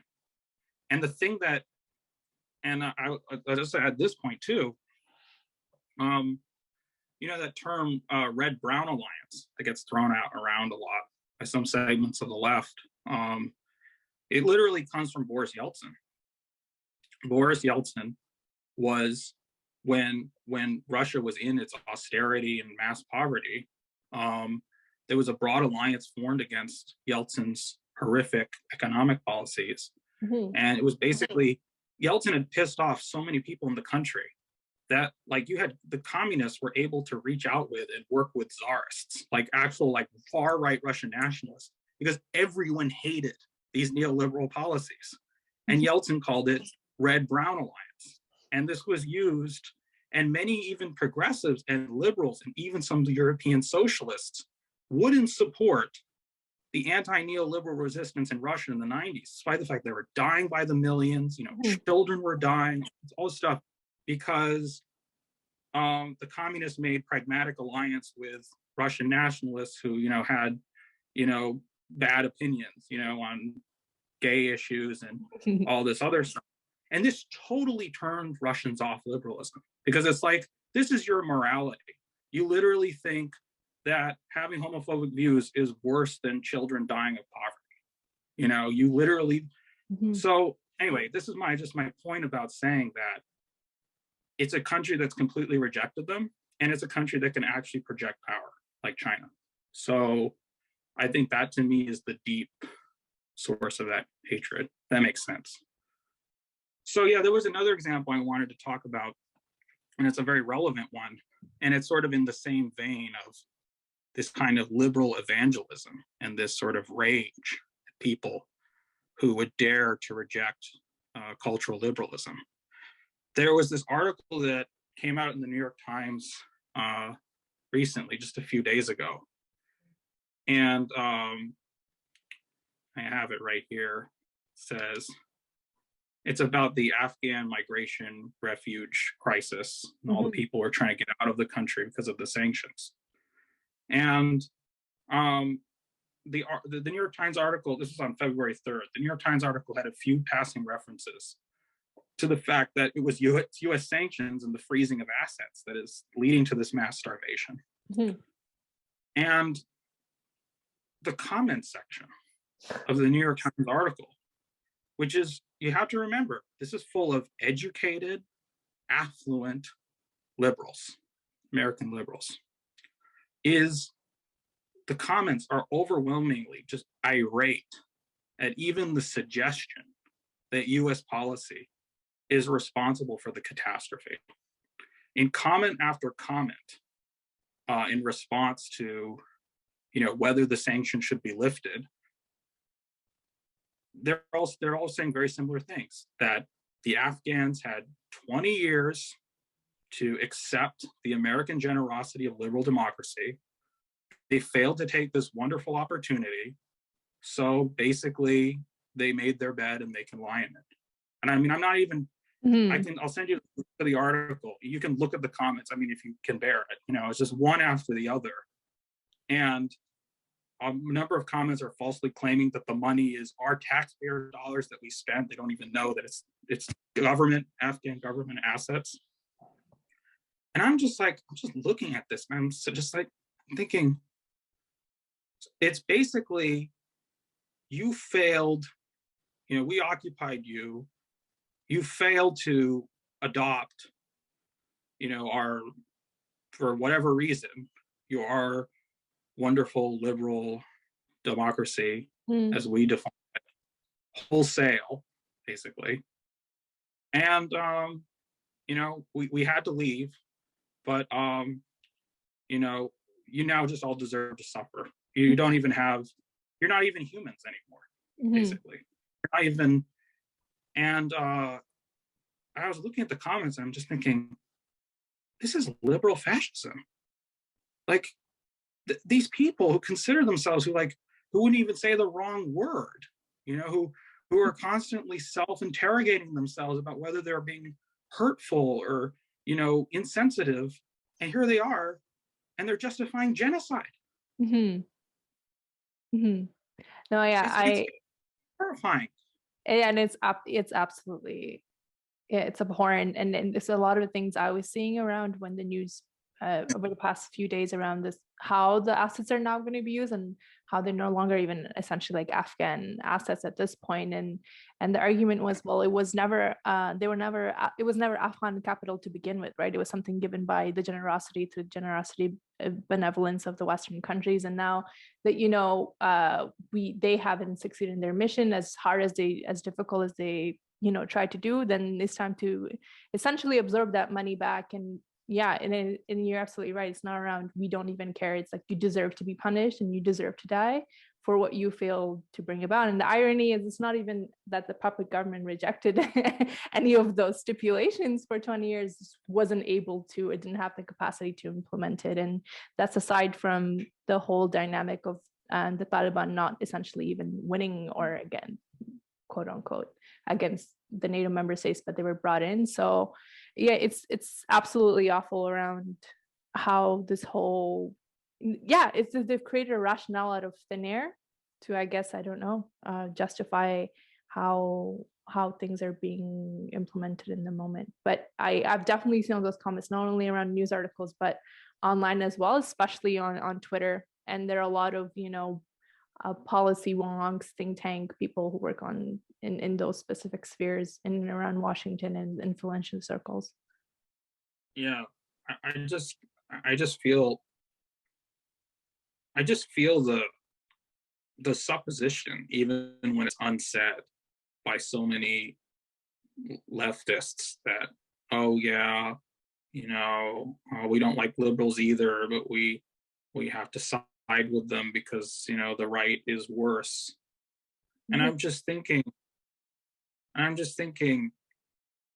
this isn't even lesser than like once the liberals, and the liberal state, if the liberal elite is actually just committing collective punishment like this against an entire nation, then what is this lesser evil stuff? I don't even see it. I don't even see what I have in common with these people at all. I don't think any morally normal person does. And the other thing is that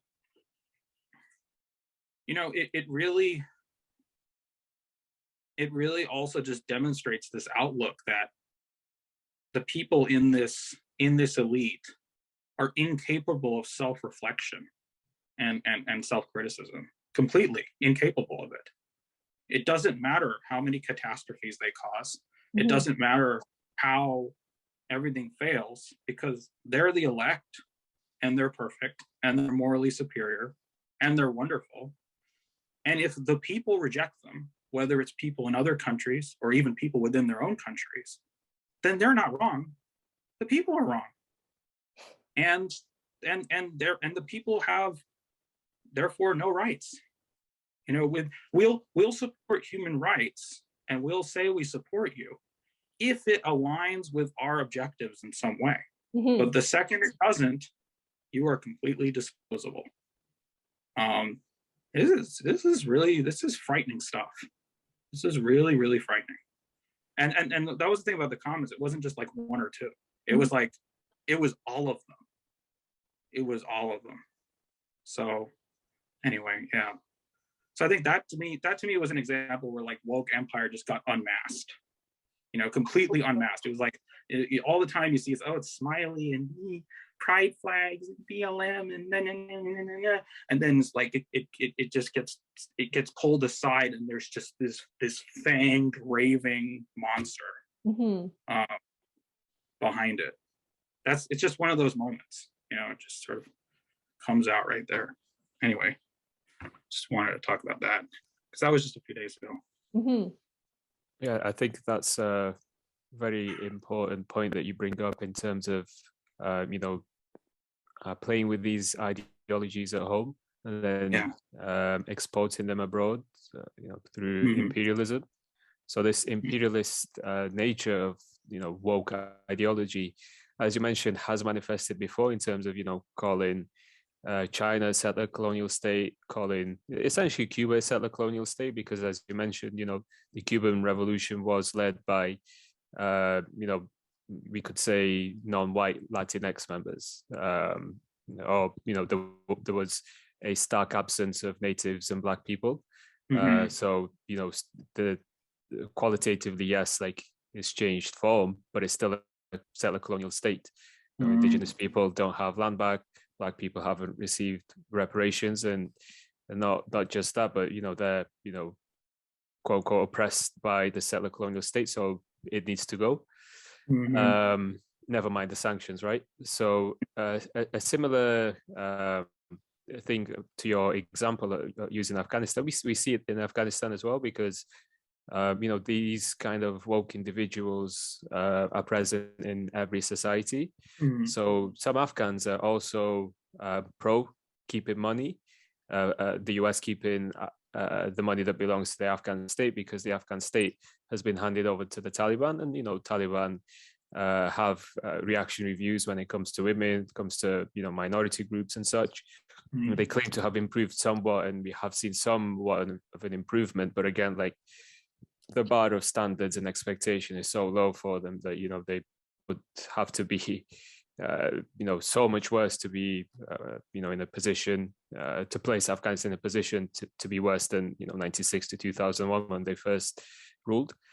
So they make the argument still anyway that if Taliban have these funds, then, women's rights won't change, the rights of minorities won't change, and that, ultimately the Taliban won't be forced to form a more inclusive government.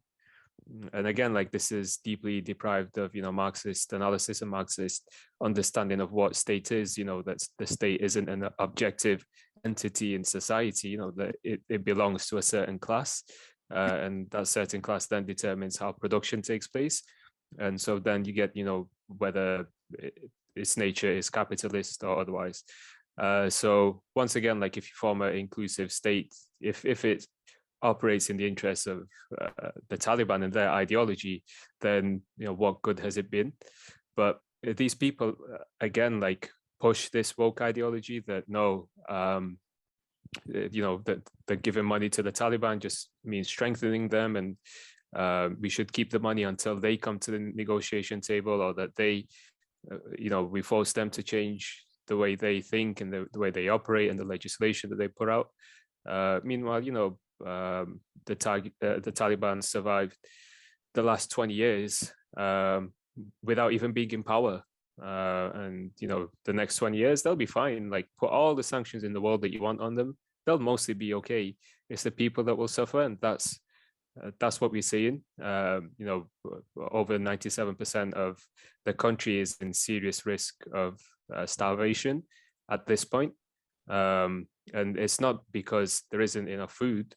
There is food. It's just nobody has the money to buy it, and nobody has access to even get the money. You see queues of people outside banks, and queues of people outside bakeries, mosques, other charitable places, and even queues of people outside certain embassies or passport offices, trying to escape, trying to get out, and setting back the country generation and generation and generation, essentially keeping it a feudal or semi-feudal country as much as they possibly can.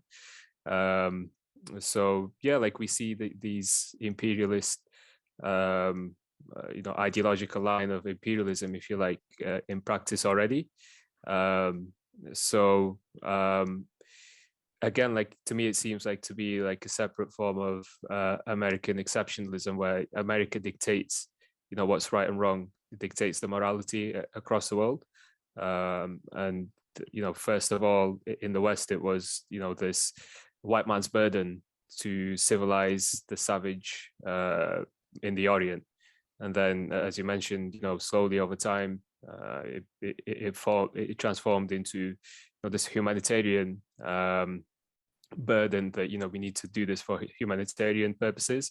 And now, it's this synthesis, as you mentioned, of those two things, that not only do we need to bring humanitarian aid to them, but we also need to still civilize them, because Putin is a homophobe. We need to civilize the Russians and to kick all the homophobes out of Russia.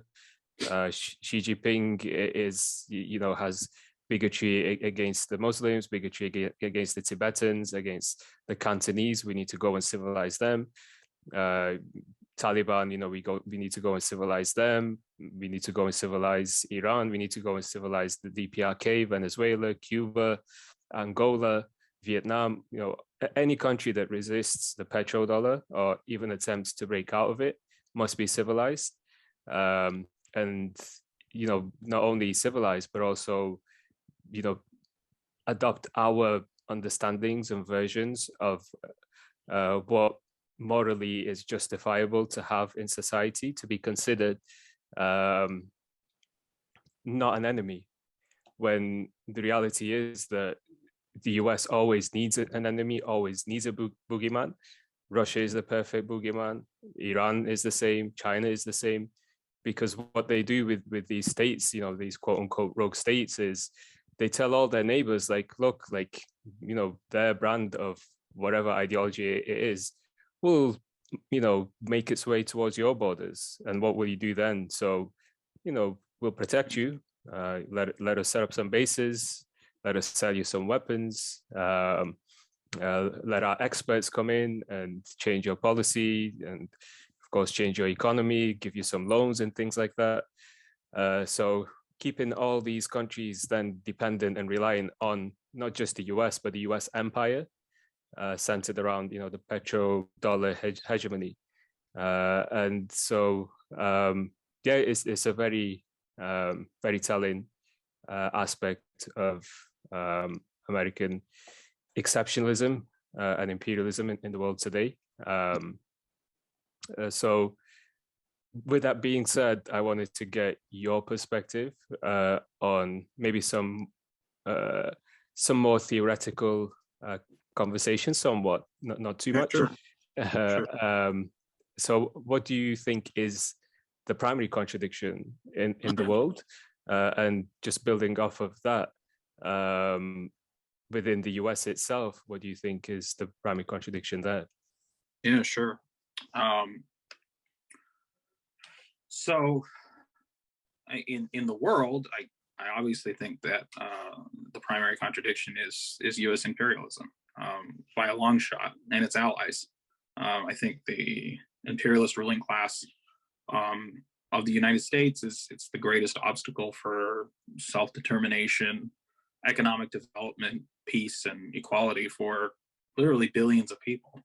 And in that number, I would include the American working class itself. Yeah, so I mean, and just objectively, because there's no other force in the current world that comes close in terms of malignant power.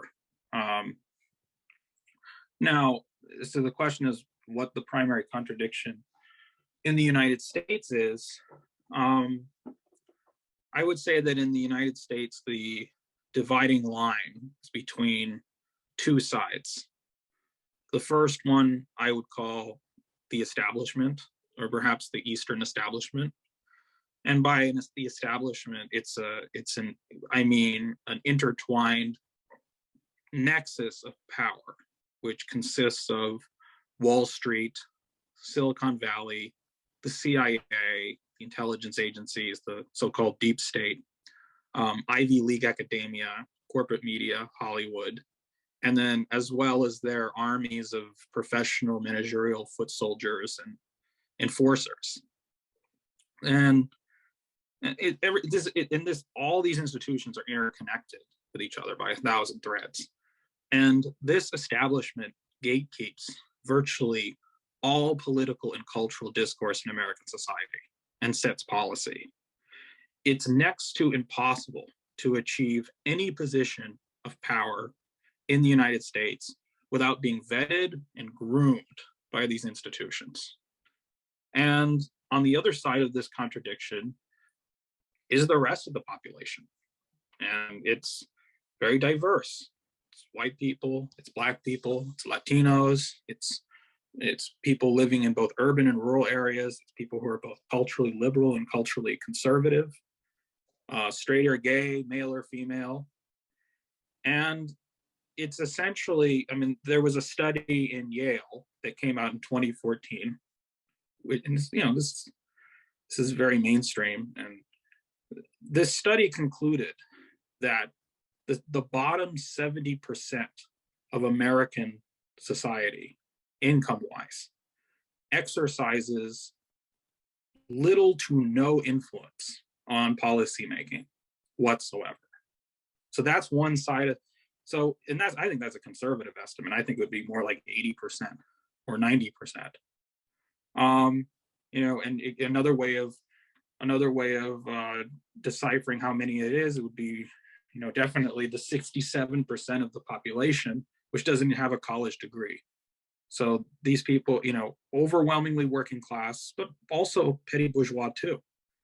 And so the tension has been building, with this contradiction, because this vast majority of the population, which instinctively knows that they have no voice in how society is run, aggravated by the fact that it's a country that claims to be a democracy. And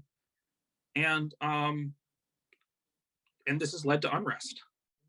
And I would consider, both the Bernie movement and also the Trump movement in its way represented rebellions, sort of populist rebellions against this establishment. So yeah, I think that's the main contradiction within the United States, and that sort of ties in to the point that you were raising earlier, because I think this, and I made this point in my article, is that this elite is utilizing this woke ideology as a disciplinary tool against populations of people abroad and also its own working class, because they know that their establishment is widely unpopular. And how are you going to implement this sort of social control? And so liberalism is in a real crisis. There's a real crisis of legitimacy. And it's not just that more and more countries around the world are rejecting this sort of Western liberal hegemony, but there are tens of millions of people in the United States who are rejecting it as well. And of course, it often comes out in contradictory and confused and uneven ways. But the fact remains is that there are now many millions of Americans who do not trust Big Pharma. They do not trust the mainstream media. They do not trust the deep state. They do not trust the medical establishment. And this is becoming a serious problem, because you claim to be a democracy, but you actually have everything rigged in your favor. And now you're seeing there's a fear in the establishment that people are just going to start disobeying, all these institutions. So a lot of this wokeness is this establishment circling the wagons and coming up with this sort of austere ideology that will re-legitimize itself and justify all kinds of forms of illiberal repression, censorship of views that they deem unacceptable, mass surveillance, and a massively militarized police state, and then also aggressive expansion abroad. So this is all linked together. And ultimately, yeah, I think a lot of this liberal elite does see large segments of the population within their own country, and I would say the same in Canada, as an enemy, like they see all these other populations as enemies. But they have to go about it differently, because they're still formally a democracy, and you don't want to push things too far, because then you might get a backlash. But it's definitely the same mentality, and it's this sort of, it's a way that you can claim to be progressive, and you can claim to be liberal culturally, but you can see the lower orders, the lower classes, as basically these sort of, these kind of subhuman threat that needs to be controlled and needs to be censored and needs to be repressed, because after all, they don't know what's good for them. It really is basically, it's the decay, neoliberalism has decayed liberalism to the extent that it's basically a new form of this kind of Victorian outlook of it's like these uplift programs, that they had in Victorian Britain. Well, the reason that people are poor is because they're vulgar and they're crude, and and now it's that they're racist and that they're transphobic and and all that, and that's what we're seeing with the reaction to the truckers strike. That's what we're seeing whenever there's any movement that emerges that hasn't been cleared in advance, or approved by the liberal elite. This is how they're going to deal with it. And so we're entering into a frightening situation for sure, because they're circling the wagons. They know that their order is under challenge, and they're basically pushing us in the direction of this kind of technocratic, intelligence run police state. all in the name of a better world. So. Yeah, and something that I guess you and I talked about was how each and every turn where there is a movement that comes about that challenges the establishment or the status quo, then, you know, the liberals, of course, the radical liberals, even, you know, large sections of the progressives, large sections of, you know, people that consider themselves socialists, and even communists, because, you know, communists don't all think alike. Marxists don't all think alike. They have different perceptions and, you know, different analysis of current situations and historical situations. But, you know, this section does run to the defense of the status quo, to the defense of the establishment. And some words that you used that have stuck with me is that, you know, they defend, you know, this neoliberal austerity-loving ruling class, because they fear that the enemy that they've shown them, or the alternative that they've shown them, that's been the far right, could be much, much worse. And anytime that an issue arises surrounding, you know, cultural aspects of some of these movements, they will always say, you know, like, oh, you shouldn't talk about it, or you shouldn't have an opinion on it. Let, you know, X community talk about it. Let X people talk about it, because it's, you know, it's their struggle. They go through it every day. So it's best to let them speak and let them have the opinion. Meanwhile, when you look, like, who are the representatives of these communities that are being given a voice to give an opinion, there's always, you know, these little, you know, councils, or there's some kind of organization that is affiliated to the establishment, to the status quo, that gets grants from them, that gets money from them, that gets funding from them, wherein these organizations and councils' longevity is dependent on the longevity of the status quo. There's economic collusion and economic interests tied in together.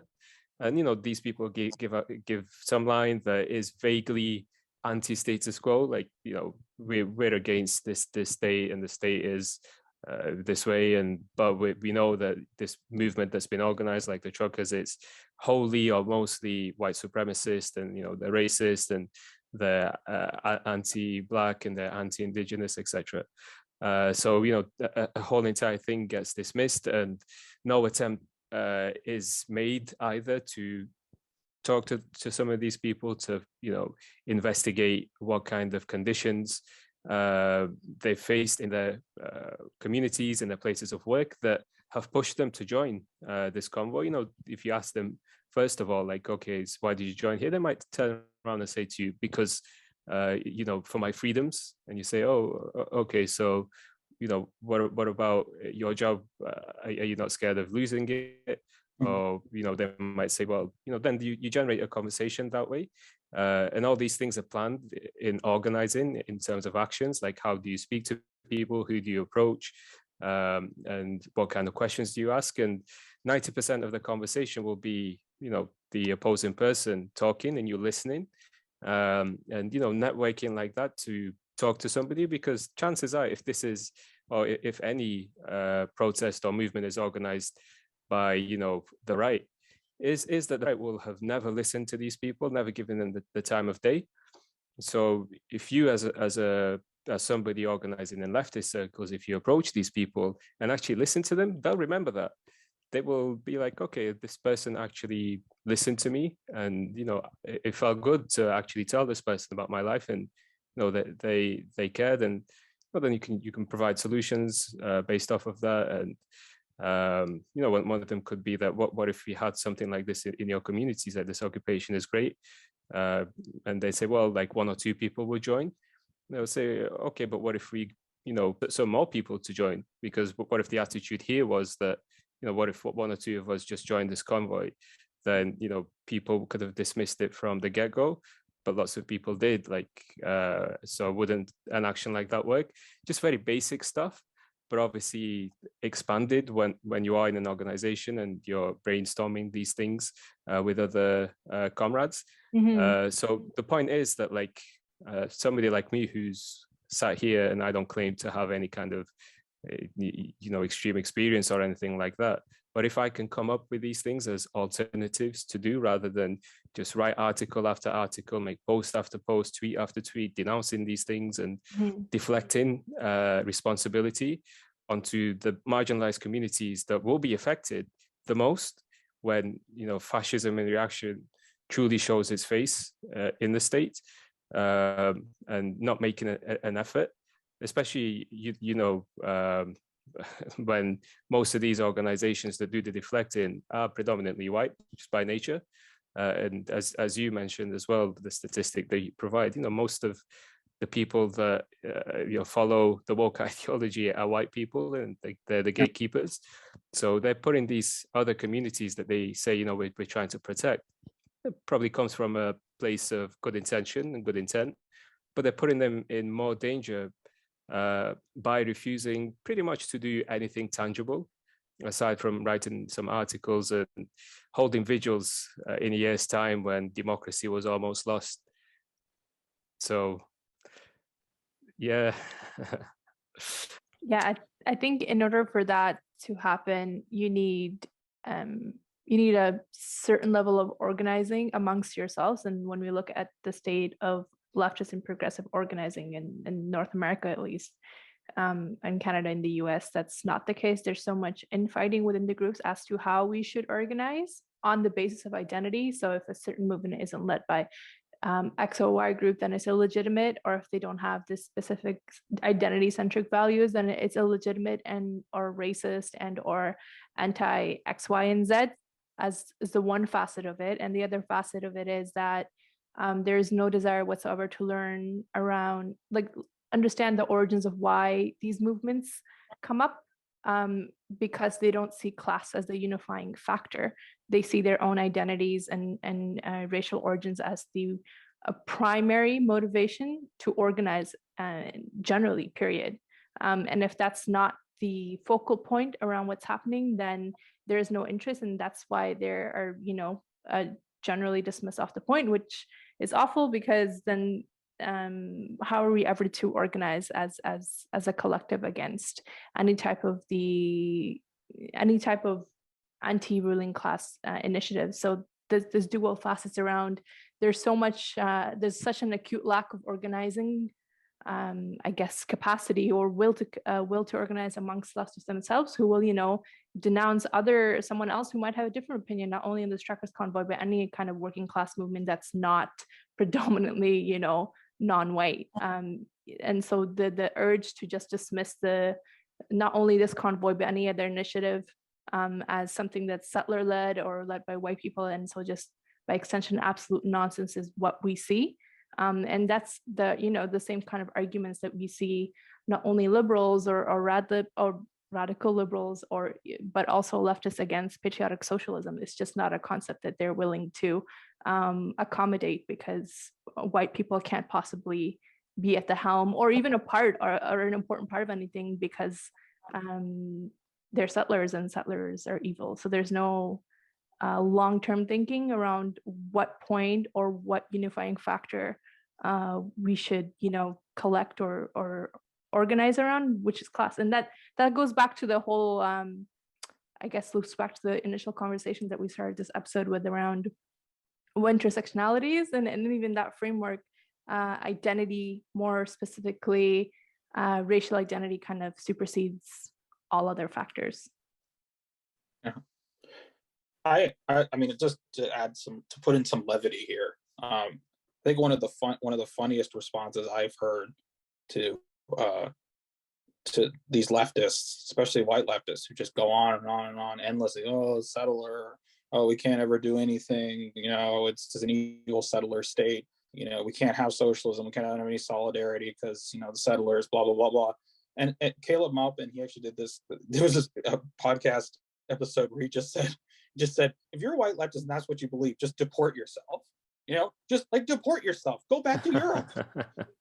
Live true to your beliefs and just leave. You're a settler. Go be England's problem. Go be Germany's problem. Go be Sweden's problem. Brilliant. I mean, it's like, I mean, it's just like, I mean, that's ultimately, that's kind of one of the things that kind of made me reject so much of this ideology, because so many of its most fanatical proponents didn't even, like, they don't even like live up to their own like supposed views, which just shows to me that they're just posturing. So, you know, like, why should I take it seriously? You don't take it seriously yourself. So yeah, I mean, that's one thing. And then the other thing is that I think a lot of left-wing groups, because of the fact that they're so, you know, based in the middle class and so based in these like academic and professional PMC circles, they really fundamentally, like, even the socialist, a lot of socialist communist groups even, they don't grasp like what is the purpose and the mission of a communist party. Like, a lot of them really need to go back and they need to read Engels' Socialism, Utopian and Scientific, because Engels was criticizing at that time, you know, the utopian socialists, who were these sort of, you know, they were kind of, their vision of socialism was very philanthropic. You know, it was this kind of, there were these, you know, people like Robert Owen and others, and they viewed it as, yeah. I mean, and don't get me wrong, I mean, he praises Robert Owen. He thinks Owen was a great man, calls him a born leader of men. But he criticizes their approach as being fundamentally flawed, because the utopian socialists basically thought that these sort of enlightened philanthropists, you know, would create these ideal utopian communities, and they would do this as an act of generosity, and they would show people how socialism was, and the reason for socialism was, you know, justice and, you know, vague concepts of their personal morality, and that once socialism is demonstrated to be this better system, people would voluntarily embrace it. And the utopian socialists would draw up these elaborate blueprints of what they believe socialism would look like in their minds. And Engels was arguing this conception of how socialism is going to be built is completely wrong, because it's not going to be created by philanthropists and daydreamers. And the necessity of socialism does not arrive from the abstract morality of, you know, guilty petty bourgeois. The necessity of socialism arises out of a material struggle of objectively opposed interests between those who oppose capital and between those who have to, you know, labor in order to survive. The working class does not have the time for abstract, you know, morality. The working class is concerned with working and making a living, which is a cold and, you know, it's a ruthless existence. And so therefore, it's through that material struggle of irreconcilable differences that the necessity and the form of socialism will take place. And the role of a communist party is to take leadership. You know, I mean, that's the role of the Communist Party, is to take leadership, that material struggle that is already taking place. Now, much of the time it's subdued and it's not obvious, but other times it breaks out into the open. But the point is the point is not to draw up these blueprints, it's to take leadership of the working class in their struggle with capital. And it's not for communists to, you know, to dictate and lecture workers that they're not doing it in the way that, you know, that the blueprinters decided it was. You know, that's completely non-materialist. And I think to me, that's the problem. That to me is the fundamental problem, that a lot of these groups, they're just stuck up. Well, I'm not going to finish the sentence. You know, their heads are stuck in a place where it shouldn't be. And they just don't understand it. And so, like, when workers do come out and they do protest and they do take a stand against the ruling class, and of course the workers are not, you know, they're not this ideal thing that they're imagined. They're warts and all, you know. They're grimy, they're dirty, they have a lot of opinions that wouldn't pass muster in a university seminar hall. You And the thing is, it's like, are you going to actually champion the workers that actually exist, or only the ones that exist in your own mind? And then the other thing that's so irritating about this whole trucker thing is like, it literally is not a whites only thing. Like, there's literally, I mean, you posted lots, Iraj, you posted lots of footage and stuff about how there's immigrants and how there's Native Americans showing up to support them and all these other things.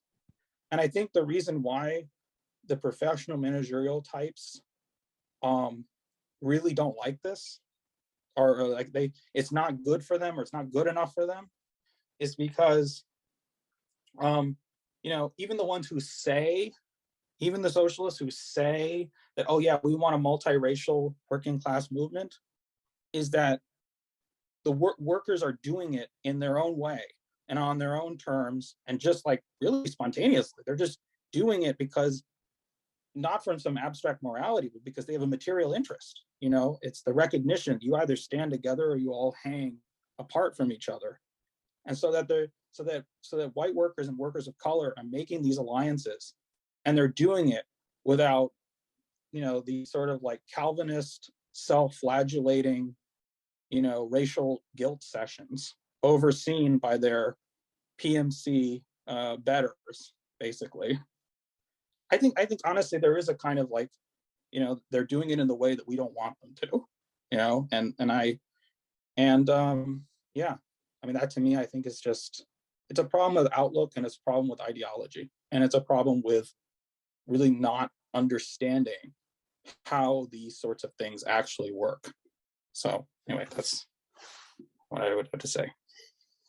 I know those are some very good points, and just speaking to some comrades that are in some of these parties, especially in the US in particular, is that they say that the makeup of their parties isn't a good reflection of the working class. That there's a lot of students and people like that obviously will eventually go on to become workers, but their chief focus isn't to go out and speak to workers from different walks of life and understand their conditions. It is more so either to tailgate liberals or back any movement that comes out spontaneously that the liberals then co-opt, and then they still allow to take place in a reformed way. So their role as a vanguard party is no longer to bring about a class-conscious worker or a class-conscious proletariat. It is more to just exist as a party that is more or less protesting, doing good work in the community, but outside of that, it's no longer this party of a new type. Like qualitatively, yes, it's different, but it's still a lot closer to being one of the run-of-the-mill parties that doesn't offer an alternative for your average worker. So that's some of the complaints. And the thing that they say as well is that, we have a lot of great comrades and people here that with a lot of potential, and people that will, you can see that will, devote the entirety of their life to this cause, but the leadership is lacking, like severely. And so those are some of the problems that, some comrades have shared with me. Obviously, I don't have any kind of statistical analysis to say, I did this many people, so it's true, or it's one or two people, so it may not be reliable. But upon reflection of seeing how they've operated and the positions that they've taken with certain issues, you can kind of tell that the things that they say are not too far from the truth. They're not too far-fetched. And yeah, so the point being that the responsibility of a communist chiefly is to create a class-conscious proletariat, a class-conscious worker, not to convince people that socialism is the way, Marxism is the right way, communism is the right way. Those kind of things will come along if you have class-conscious workers. The people that will rise to the top, that will want to engage with the theoretical aspects of it, will engage with it. The main thing is that you need to build numbers on your side, to build, quantity on your side. So that may be a problem. And to I guess bring some more positivity is that, you know, in the US, we've seen an unprecedented number of strikes in recent months that we've not really seen since, you know, decades. In fact, as you mentioned, since Reaganomics and gutting of the labor movement and such, you know, Striketober, you know, hundreds of thousands of workers going out and striking. Again, like, this is symptomatic of the failures of capitalism and workers rejecting this economic system and wanting something different. And workers are unionizing once again. You know, we've seen the Starbucks workers, we've seen Amazon workers, we've seen even Alphabet or Google workers, all of whom have, you know, very strong positions on wanting unions. And meanwhile, you know, their bosses working very, very hard to make sure these unions don't prop up. So from within these workers, you know, they will still be people who will come out and challenge the status quo and perhaps join one of the parties and move them towards a more workers-centric party. And so, you know, there is hope for the future because the real power doesn't lie with the party. The real power lies with the workers. It's the party that guides the workers. Just didn't want to make it sound too much of a doom and gloom from my end. But yeah, so just as a closing point, because I don't want to take up any more of your time, comrade. How do you see the future of the US in terms of the longevity of the empire and the effects that will have, of course, internally and externally? Yeah, that's the thing. Like, this is the thing. I'm actually not. I'm not a pessimist. I'm not a doomer. I actually, I think you can't be a communist if you don't love the people, and just as you you both, you love the people of your country and your society, and both the one that you're exiled in and your homelands.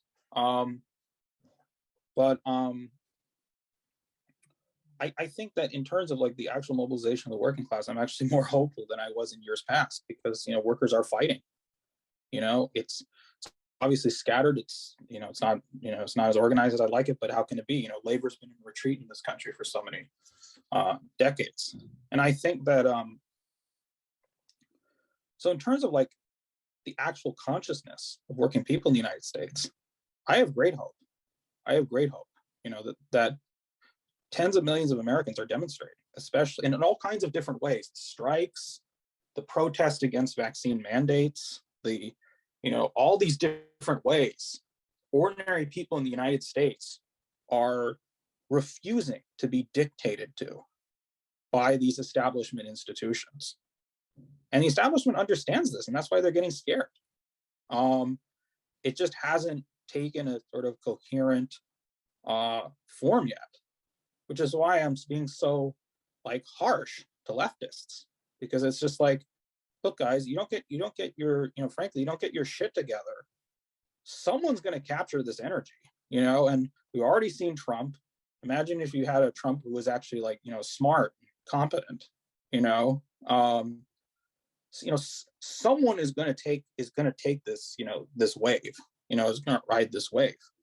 And I feel like we're in a situation where at this point, there are tens of millions of people who deeply distrust many institutions in this society. And that's what we need. If the empire is ever going to be brought down, that's what we need. But we need a left that can talk to ordinary people, that can interact with them, that can communicate with their real needs, and can show them a way forward. And so I think and of course, as communists, we have lots of criticisms of social democrats like Bernie, but I think Bernie did tap into something very real, in that he just ran a campaign that was just about communicating about people's actual material needs, and he got a real response. He finally got lots of people in the United States to realize that they weren't alone. That there were lots of people who are upset, and they wanted a better country, they wanted a more equal country, and that it's not hopeless, and that everyone isn't, you know, just horrible and selfish and, you know, and what have you. I wanted to actually insert this point, because this final point, but I feel like the reason why I feel like people on the left have to really come out and denounce this ideology, this divisive woke ideology, is because, as I wrote in the article, a lot of these sort of like racial sensitivity trainings informed by critical race theory are being used by corporate America to spy on workers, to elicit personal information from workers, to sabotage union drives by, you know, pitting workers together. So like at this point, it's overtly a weapon of the class enemy. And leftists have to like just get a backbone, just say, this is not socialism, this is not Marxism, this is not really any kind of progressivism. It's literally a tool of the ruling class, and we stand for positivity. We stand for a better country. We stand for a better world. You know, we're not about tearing people down or, you know, trying to police people's language or things like that. And just a closing point, and I think something that really epitomizes the difference between real communists and socialists and this kind of woke nonsense that passes for the left is in Red Star Over China by Edgar Snow. There's this, you know, the American journalist who interviewed Mao Zedong. And there's this powerful passage in it where he finds Mao. This was when Mao was in the mountains and he was fighting against Chiang Kai-shek. And Mao told Edgar Snow his life story, you know, from the very beginning. And Mao's wife was present, and she was surprised because he had never told her. In fact, he had never even told her like his actual original name. And all the people in the People's Liberation Army, when they joined, they got new names. And none of them talked about where they had come from, what they may have done, what their previous life was like. Because the point was, they were all new people. They were all unified in a common purpose, and they were going to build a new China. And it wasn't about what the past was like. They were going to build the future. And I feel like that's a dividing line, you know? It's not about canceling people. It's not about going over everyone's imperfections. It's not about judging everyone where you came from or what your past was. It's about, you know, building a world that's suitable for every human being, wherever they are, wherever they came from, whatever nationality, you know, whatever background. And I think that when the left in the imperial core effectively communicates that message and connects with workers, then Babylon will fall. You know, the empire will fall. So that's my last statement. Beautiful. I love it. I absolutely love it.